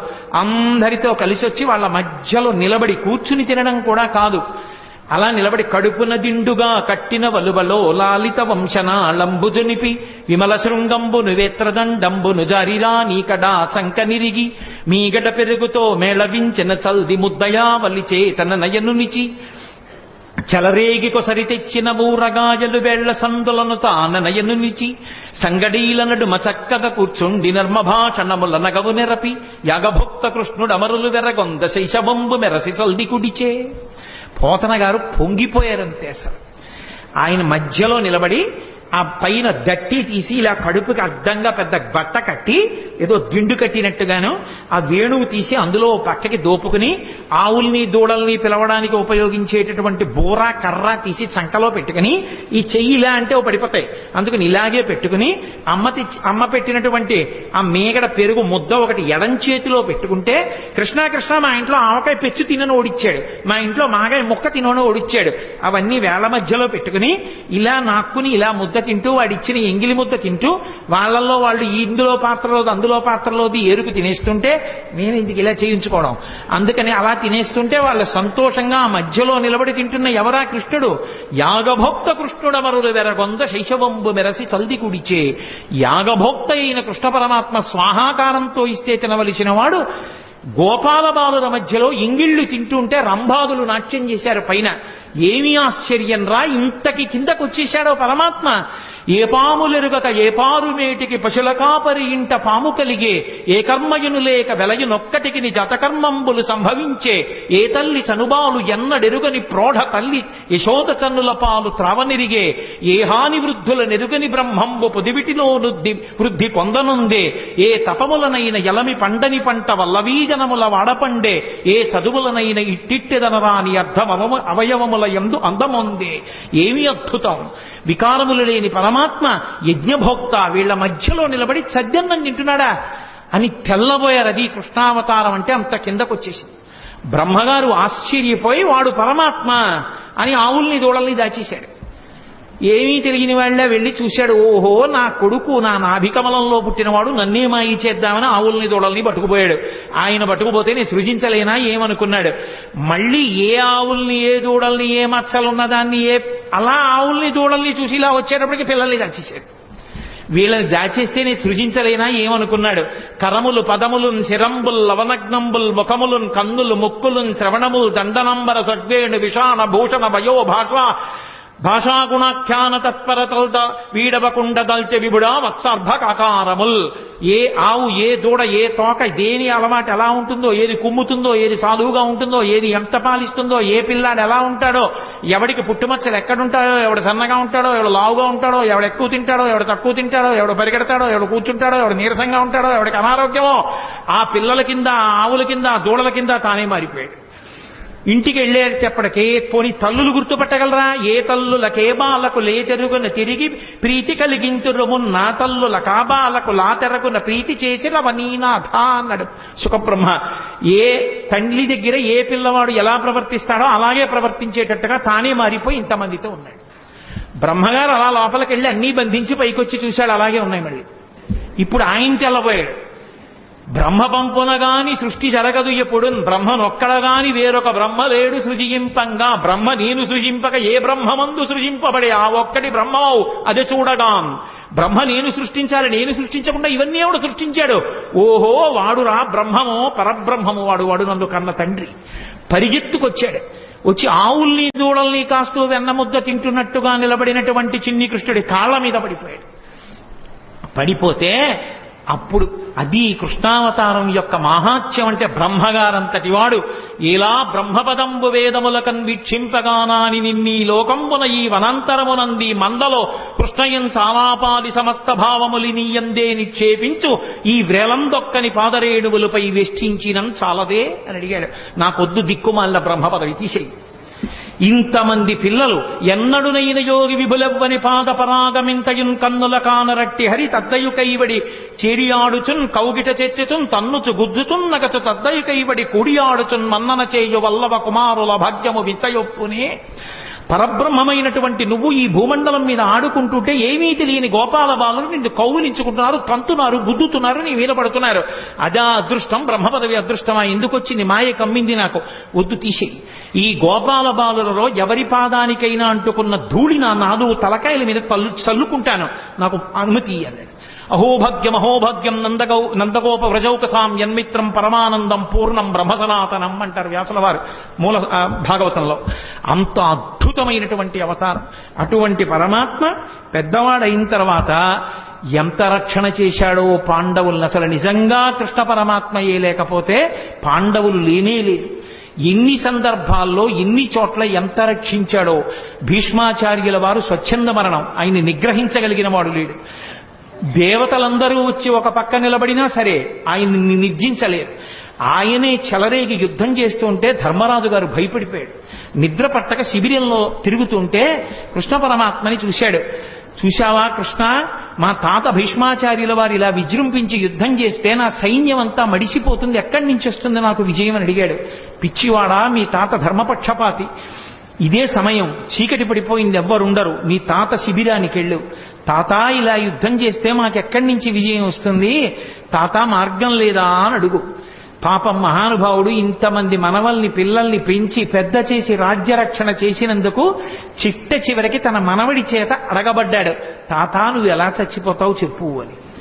ధర్మరాజు గారు అడిగితే, ఒరేయ్ మనవడా, నేను చేతిలో ధనస్సు పట్టుకుని ఉన్నంత కాలం నన్ను పడగొట్టడం ఎవరికీ సాధ్యం కాదు. అంబ నా మీద పగబట్టి నన్ను చంపడం కోసం తపస్సు చేసి ఆడదై పుట్టి మగవాడిగా మారింది. ఆడదై పుట్టి మగవాడిగా మారింది కాబట్టి అంబ శిఖండిగా తిరుగుతోంది. శిఖండిని అర్జునుడి రథం మీద నిలబెట్టండి. శిఖండి ఎదురుగుండా కనపడితే నేను బాణం వెయ్యను, ధనస్సు కింద పెట్టేస్తాను. ధనస్సు కింద పెట్టిన తర్వాత శిఖండి వెనక నుంచి అర్జునుడిని నా మీద బాణప్రయోగం చెయ్యమను, ఒళ్ళంతా తూట్లుగా కొట్టేయండి, ఆ బాణపంజరంతో కింద పడిపోతాను, తర్వాత మీరు యుద్ధం చెయ్యండిరా అన్నాడు. కృష్ణ పరమాత్మ చెప్పబట్టి శిఖండిని ఎదురుగుండా పెట్టుకుని భీష్మాచార్యుల వారిని పడగొట్టారు. ద్రోణాచార్యుల వారు ఒకానొక సందర్భంలో విజృంభించి ధనస్సు పట్టుకుని వైరి పక్షంలో ఒక్కడిని బ్రతకనివ్వనని అగ్నిహోత్రంలా విజృంభించాడు. కృష్ణ పరమాత్మ దగ్గరికి వెళ్ళి ఏడిచాడు ధర్మరాజు. ఏం చేయమంటావు, ఎలా ఇప్పుడు సాక్షాత్తు గురువు ఆయన్ని ఎలా నిగ్రహించడం అని. ఒక్కటే కార్యం, భీమసేన నువ్వు వెళ్ళి అవతల వైపు సైన్యంలో అశ్వత్థామ అని పేరు కలిగినటువంటి ఏనుగుంది, నీ గదాదండంతో దాన్ని చంపేసిన తర్వాత గట్టిగా అరువు, అశ్వత్థామ హతః అన్నారు. మంచి యుద్ధం చేస్తున్నాడు ద్రోణాచార్యుల వారు. భీమసేనుడు వెళ్ళి ఆ ఏనుగుని చంపి ఒక పెద్ద అరుపు అరిచాడు, అశ్వత్థామ హతః అన్నాడు. నమ్మలేదు ద్రోణాచార్యుల వారు. నన్ను నా ఉత్సాహాన్ని తగ్గించడానికి అరుస్తున్నాడని అదే బాణ పరంపర కొనసాగిస్తున్నాడు. ధర్మరాజు పరిగెత్తికెళ్ళాడు కృష్ణుడి దగ్గరికి. పెద్ద ధర్మాన్ని నిలబెట్టడానికి చిన్న అధర్మం చెయ్యక తప్పదు ధర్మరాజా. అశ్వత్థామ హతః అండం నీకు ఇష్టం లేకపోతే నువ్వు కనపడు చాలు. మనసులో అనుమానం ఉంది ద్రోణుడికి, అడుగుతాడు. నువ్వు చెప్తే మాత్రం నమ్మి తీరుతాడు. ఆయన ధనస్సు వదిలేయాలంటే ఒక్కటే మార్గం, నువ్వు ఆయన ముందు చెప్పావో అశ్వత్థామ చచ్చిపోయాడని ధనస్సు కింద పడేస్తాడు. కొడుకు మీద వ్యామోహం. అందుకని అశ్వత్థామ హతః అను అంటే గురువు ఎదురుగుండా నిలబడిన వాడు అంత మాట అనడమా నేను అననన్నాడు. ప్రాణమే పోయినా నేను అన్నా. అనక తప్పదు. పెద్ద సత్యాన్ని పెద్ద ధర్మాన్ని ఆవిష్కరించడానికి చిన్న అధర్మం చెయ్యాలి, పోనీ అబద్ధం చెప్పద్దు. అశ్వత్థామ హతః అని గట్టిగా అని కుంజరహ అని మెల్లిగాను అన్నాడు. కుంజరహ అంటే ఏనుగు. ధర్మరాజు గారు వెళ్ళగానే చూశాడు ద్రోణాచార్యుల వారు అబద్ధమాడ్డం అని. ధర్మరాజా అశ్వత్థామ ఏమయ్యాడన్నాడు. అశ్వత్థామ హతః కుంజరహ అన్నాడు. ధర్మరాజు గారి నోటి వెంట ఆ మాట విన్నాడంతే వదిలిపెట్టేశాడు. వదిలిపెట్టేయడం ఏమిటి, బాణాలు కొట్టేశాడు అర్జునుడు. దృష్టజ్యుమ్నుడు ఒక్క దూకి ద్రోణాచార్యుల వారి శిరస్సు కోసేశాడు. ద్రోణాచార్యుల వారు చనిపోయారు. ద్రోణాచార్యుల వారే పడిపోకపోతే యుద్ధంలో గెలిపెక్కడిది? ఇవన్నీ ఒకెత్తు. సైంధవుడు యుద్ధానికి వచ్చినప్పుడు పరమశివుడి గురించి తపస్సు చేశాడు. పరమశివుడి గురించి తపస్సు చేసి పంచపాండవుల్ని గెలిచే వరం ఇమ్మన్నాడు. పంచపాండవుల్ని గెలవడం నీ తరం కాదు, పాశుపతాస్త్రం నేనే ఇచ్చే అర్జునుడికి. అర్జునుడిని తక్క మిగిలిన నలుగురిని ఒకరోజు మాత్రం యుద్ధంలో గెలుస్తా ఉన్నాడు. అర్జునుడు దూరంగా ఉండడం చూసి అభిమన్యు కుమారుడు పద్మవ్యూహంలోకి వెళ్తే సైంధవుడు నలుగురిని, ధర్మరాజు, భీముడు, నకులుడు, సహదేవుడిని నలుగురిని లోపలికి వెళ్లకుండా చూసి అభిమన్యుడు చచ్చిపోవడానికి కారణమయ్యాడు. అందుకని సైంధవుడిలో అడ్డుపడ్డాడంటారు. రాత్రి శిబిరానికి తిరిగి వచ్చినటువంటి అర్జునుడు ఏడిచాడు కొడుకు చచ్చిపోయాడని. ఏడిచి మీరు నలుగురు ఎందుకు వెళ్ళి రక్షించలేదని అడిగాడు అన్నల్ని. సైంధవుడు అడ్డుపడ్డాడు, అతనికి వరం ఉందన్నారు. తొందరపడి ప్రతిజ్ఞ చేసేశాడు. రేపు సూర్యాస్తమయానికి నేను సైంధవుడి తల తరగకపోతే నేనే చచ్చిపోతానన్నాడు. అర్జునుడు బానే పడుతున్నాడు ఆ రాత్రి, కృష్ణుడు నిద్రపోలేదు. మహాభారతం చదివితే ఎంత భక్తపరాధీనుడు రా అనిపిస్తుంది. ఆఖరికి అటు ఇటు దొర్లుతూ ఉంటే సారథి దారుకుడు వచ్చి పిలిచాడు. ఎందుకు అలా ఉన్నారని అడిగాడు. ఎలా నిద్రపడుతుంది? తొందరపడి ప్రతిజ్ఞ చేశాడు. ద్రోణాచార్యుల వారు తక్కువడా? అర్జునుడినొక్కడిని ఆపేస్తే చాలు, రేపు ఖచ్చితంగా అర్జునుడు చచ్చిపోతాడు.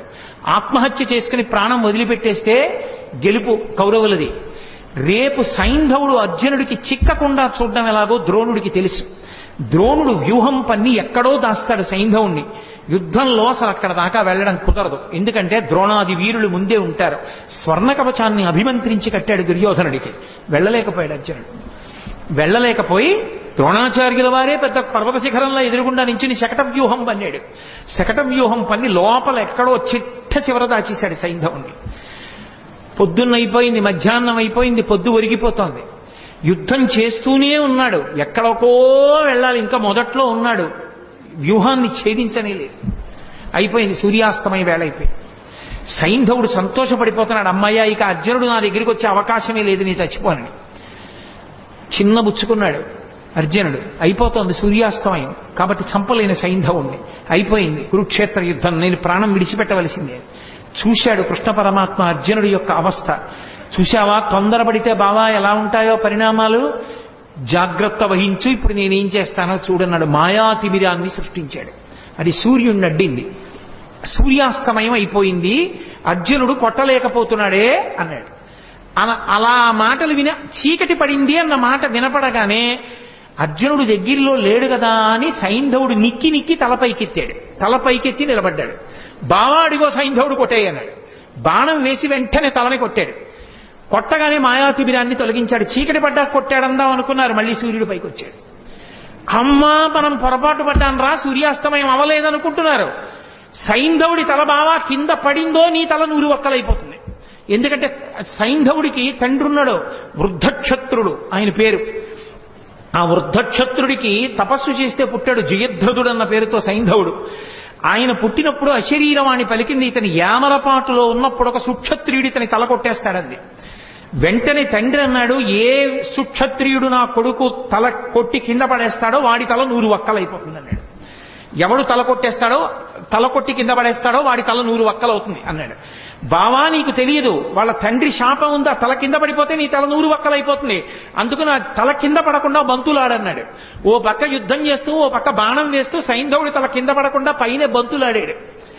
బావా ఇటు యుద్ధం కష్టంగా ఉంది, పాశుపతాస్త్రం వేసి దీన్ని ఎక్కడో హిమాలయ పర్వతాల అవతల ఉన్నటువంటి ఆ శమంతక పంచకం దగ్గర కూర్చుని అసుర సంధ్య వేళ అవుతోందని సంధ్యావందనానికి కూర్చున్నాడు వృద్ధక్షత్రుడు.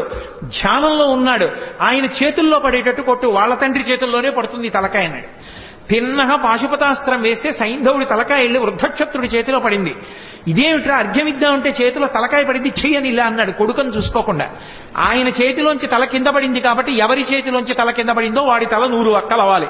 తండ్రి వృద్ధక్షత్రుడి తలకాయ 100 వక్కలైంది. కృష్ణుడు లేకపోతే అర్జునుడి బతికేమవును, పాండవులేమో.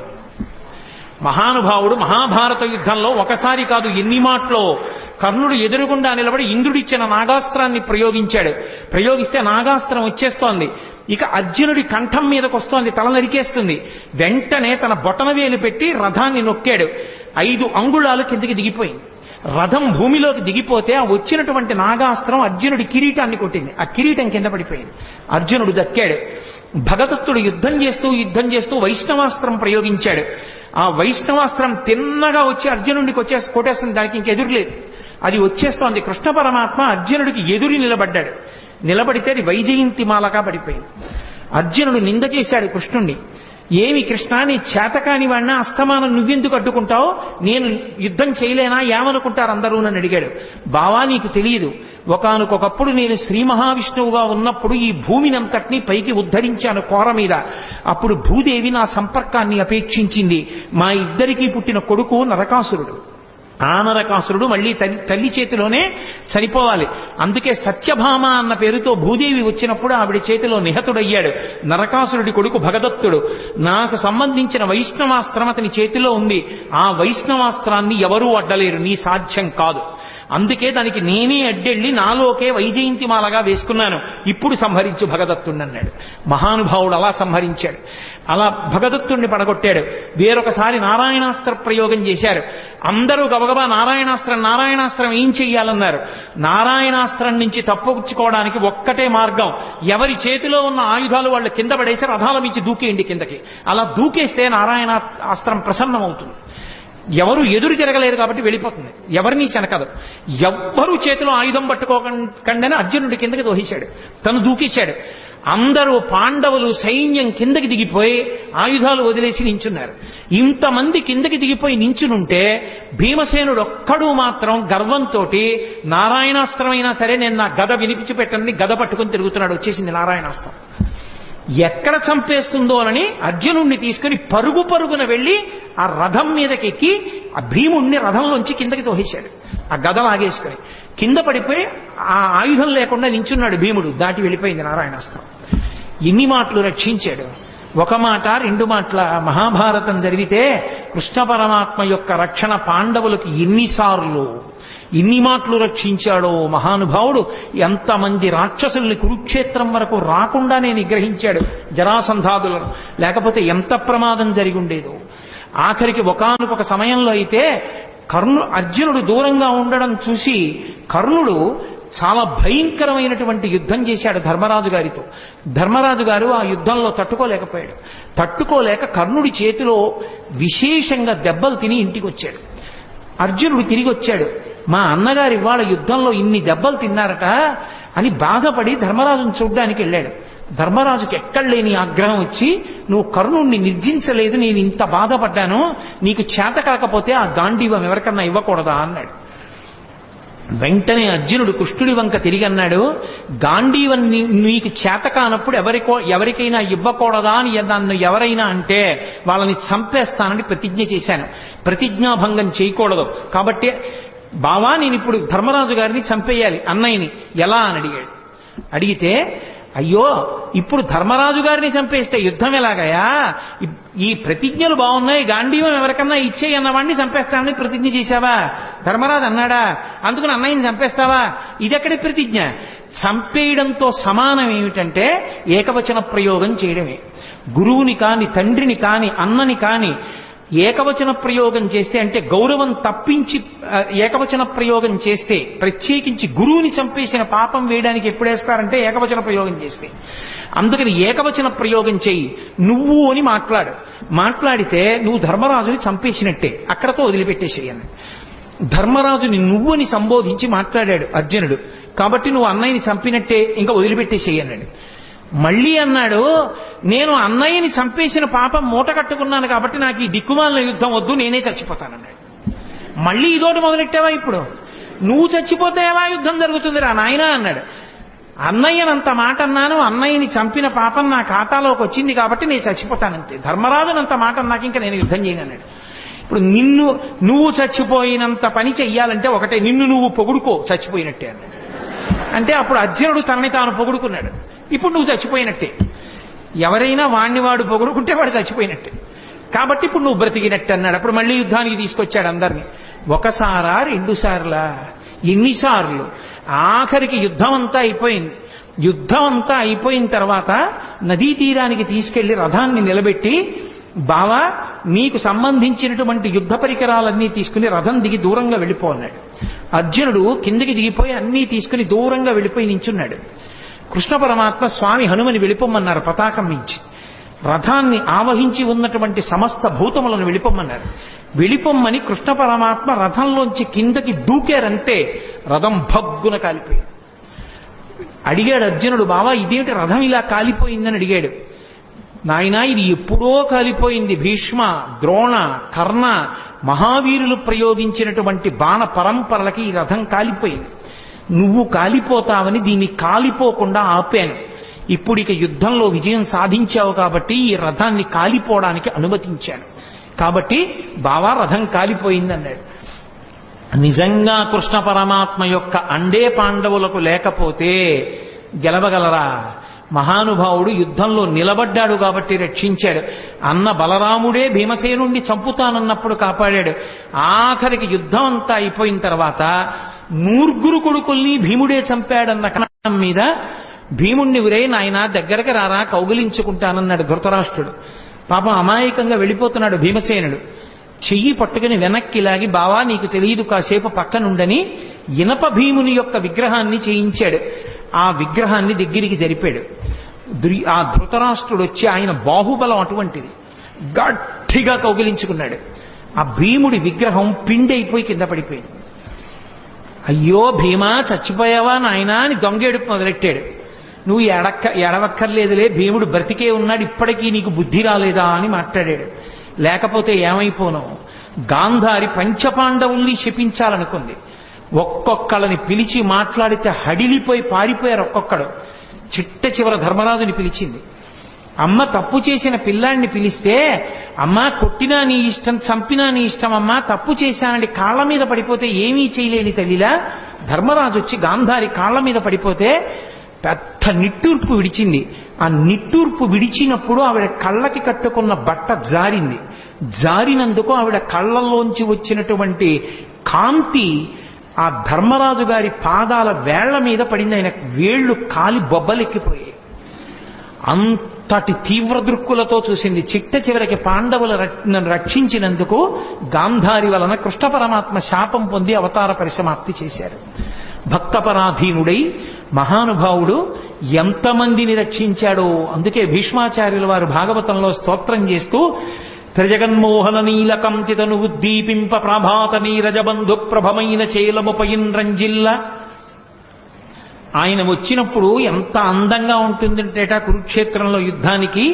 త్రిజగన్మోహన నీలకాంతితను ఉద్దీపింప, 3 లోకములు కూడా ఆకర్షింపబడేటంతటి అందమైనటువంటి నీలమేఘ ఛాయతో ఉంటాడు. తను ఉద్దీపింప ప్రాభాత నీరజ బంధు ప్రభమైన చేలము పయిన్ రంజిల్ల నీలాలక వ్రజ సంయుక్త బంధుర సేవ్యమై విజృంభింప మా విజయుంచేరుడు వన్యకాడు మది నావేశించు నెల్లప్పుడు అంటాడు. ప్రాభాత నీరజ బంధు ప్రభమైన అంటే తామర పువ్వులకు మిత్రుడైనటువంటి ప్రభాతకాల సూర్య భగవానుడి యొక్క కాంతి ఎలా ఉంటుందో అటువంటి చేలమును కట్టుకున్నటువంటి వాడు. అటువంటి కృష్ణుడు అర్జునుడి రథం మీద కూర్చుని సారథ్యం వహించాడు కాబట్టి బ్రతికాడు. అదిగో ఆ భక్తపరాధీనుడైన కృష్ణుడున్నాడే, ఆయన నన్ను రక్షించుగాక అని చెప్పుకున్నాడు. హయరింకాముఖ ధూళి ధూసర పరిన్యస్తాలకోపేతమై రయజాత శ్రమతోయ బిందుగితమై రంజిల్లు నిమ్మోముతో జయము పార్థునకిచ్చు వెట్కనని నా శస్త్రాహుతించాలనొచ్చిగ బోరించు మహానుభావు మదిలో చింతింతు నశ్రాంతమున్నంటాడు. ఆయన కర్మ ఎదురుగుండా సారథ్యం చేసేటప్పుడు యుద్ధం జరుగుతుంటే మాట వినపడదు. రథం ఇటు పోనీ అని చెప్పడానికి చేతిలో ధనస్సు ఉంటుంది, బాణం ఉంటుంది. అప్పుడు రథి వెనకాతల ఉన్నవాడు సారథిని పిలవాలంటే కాలెత్తి డొక్కలో పొడుస్తాడు. పొడిస్తే వెనక్కి తిరిగి చూడాలి. ఆయన కర్మ కాలి చేశాడా సారథ్యం. హయరింకాముఖ ధూళి ధూసర పరిన్యస్తాలకోపేతమై ముందు గుర్రాలు పరిగెడుతుంటే వాటి మించి పైకి రేగినటువంటి ధూళి ఒంటిని పట్టేస్తే చెమటలు పట్టి మట్టి అంటుకున్నవాడై అయినా కూడా జయము పార్థునకిచ్చు వెట్కనని నా శస్త్రాహుతించాలనొచ్చి బోరించు మహానుభావు మదిలో చింతింతున శ్రాంతము అన్నాడు. నేను అన్ని అస్త్రాలు ప్రయోగిస్తుంటే వాటి ధాటికి తట్టుకుని ముందు సారథి మీద వేస్తుంటే సారథికి తగులుతాయి కాబట్టి వెనక అర్జునుణ్ణి రక్షించడానికి నా బాణములను ఎదుర్కొన్న కృష్ణుడున్నాడే, ఆయన నా మనస్సుని ఆవేశించుగాక. అలాగే మహానుభావుడు ఒక సూర్యుండు సమస్త జీవులకు తానొక్కొక్కడైతోచు పౌలిక ఏ దేవుడు సర్వకాలము మహాలీలన్ నిజోత్పన్న జన్య కదంబ హృత్సరోరుహములం నానా విధానోరూపకుడయ్యొట్టు ఈశ్వరుని ప్రార్థింతు నశ్రాంతమున్ అంటాడు. ఒక్క సూర్యుడు ఒక్కొక్కళ్ళకి ఒక్కొక్క సూర్యుడిగా కనపడినట్టుగా ఉండి అందరినీ రక్షించేటటువంటి పరమాత్మ రాశీభూతమై కృష్ణుడిగా అర్జునుడి రథం మీద కూర్చుని యుద్ధం చేశాడే, ఆయన మమ్ము రక్షించుగాక.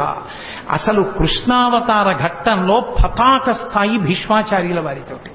ఎందుచేత అంటే సర్వసైన్యాధిపత్యం భీష్మాచార్యుల వారికి ఇచ్చారు. ఈ పద్యంతో నా ఉపన్యాసాన్ని పూర్తి చేస్తాను. ఇటు సర్వసైన్యాధిపత్యం భీష్మాచార్యుల వారిది, అటు కృష్ణుడు ఏ ప్రతిజ్ఞ చేశాడని అడిగాడు భీష్ముడు. ఆయుధం పట్టట, కేవలం సారథ్యం మాత్రమే చేస్తాట, అలా ప్రతిజ్ఞ చేశాడన్నారు. ఓహో, అలా ప్రతిజ్ఞ చేశాడా? కృష్ణుడు పరమాత్మ అని భీష్ముడికి తెలుసు. భీష్ముడు అన్నాడు, నేను ప్రతిజ్ఞ చేస్తున్నాను, నేను కృష్ణుడి చేత ఆయుధం పట్టిస్తానన్నాడు. భక్తుడు నెగ్గాలా, పరమేశ్వరుడు నెగ్గాలా? యుద్ధం వచ్చింది, కృష్ణుడు ఆయుధం పట్టడుగా. భీష్మాచార్యుల వారు యుద్ధం చేస్తున్నారు. కృష్ణుడి చేత ఆయుధం పట్టిస్తే భీష్ముడు నెగ్గుతాడు, కృష్ణుడు ఆయుధం పట్టకపోతే కృష్ణుడు నెగ్గుతాడు. భగవంతుడా భక్తుడా ఇద్దరికీ వేదిక కురుక్షేత్రమైంది. భీష్మాచార్యుల వారు విపరీతంగా బాణ పరంపర విడిచిపెట్టేస్తున్నారు. తట్టుకోలేకపోతున్నాడు అర్జునుడు. వెనక్కి తిరిగి చూశాడు కృష్ణుడు, పూచిన మోదుగు చెట్టును కొట్టినట్టు కొట్టేస్తున్నాడు. రక్తం కారిపోతోంది అర్జునుడికి. అంతే, మరిచిపోయాడు తన చేసిన ప్రతిజ్ఞ. కుప్పించి ఎగసిన కుండలం బులకాంతి గగన భాగం బెల్ల కప్పికొనగా ఉరికిన నోర్వక నుదరంబులో నున్న జగముల వ్రేగున జగతి కదుల చక్రంబు చేబట్టి సనుదించురయమునపై నున్న పచ్చని పటముజార నమ్మితి నాలావు నగుబాటు చేయకు మన్నింపుమని క్రీడి మరల దిగువ కరికి లంఘించు సింహంబు కరణి మెరసి నేడు భీష్ముని చంపుదు నిన్ను కాతు విడువు మర్జున యటంచు మద్ది శిఖవృష్టి తెరలి చనుదించు దేవుండు దిక్కు నాకు అని చెప్పుకున్నాడు భీష్మాచార్యుల వారు.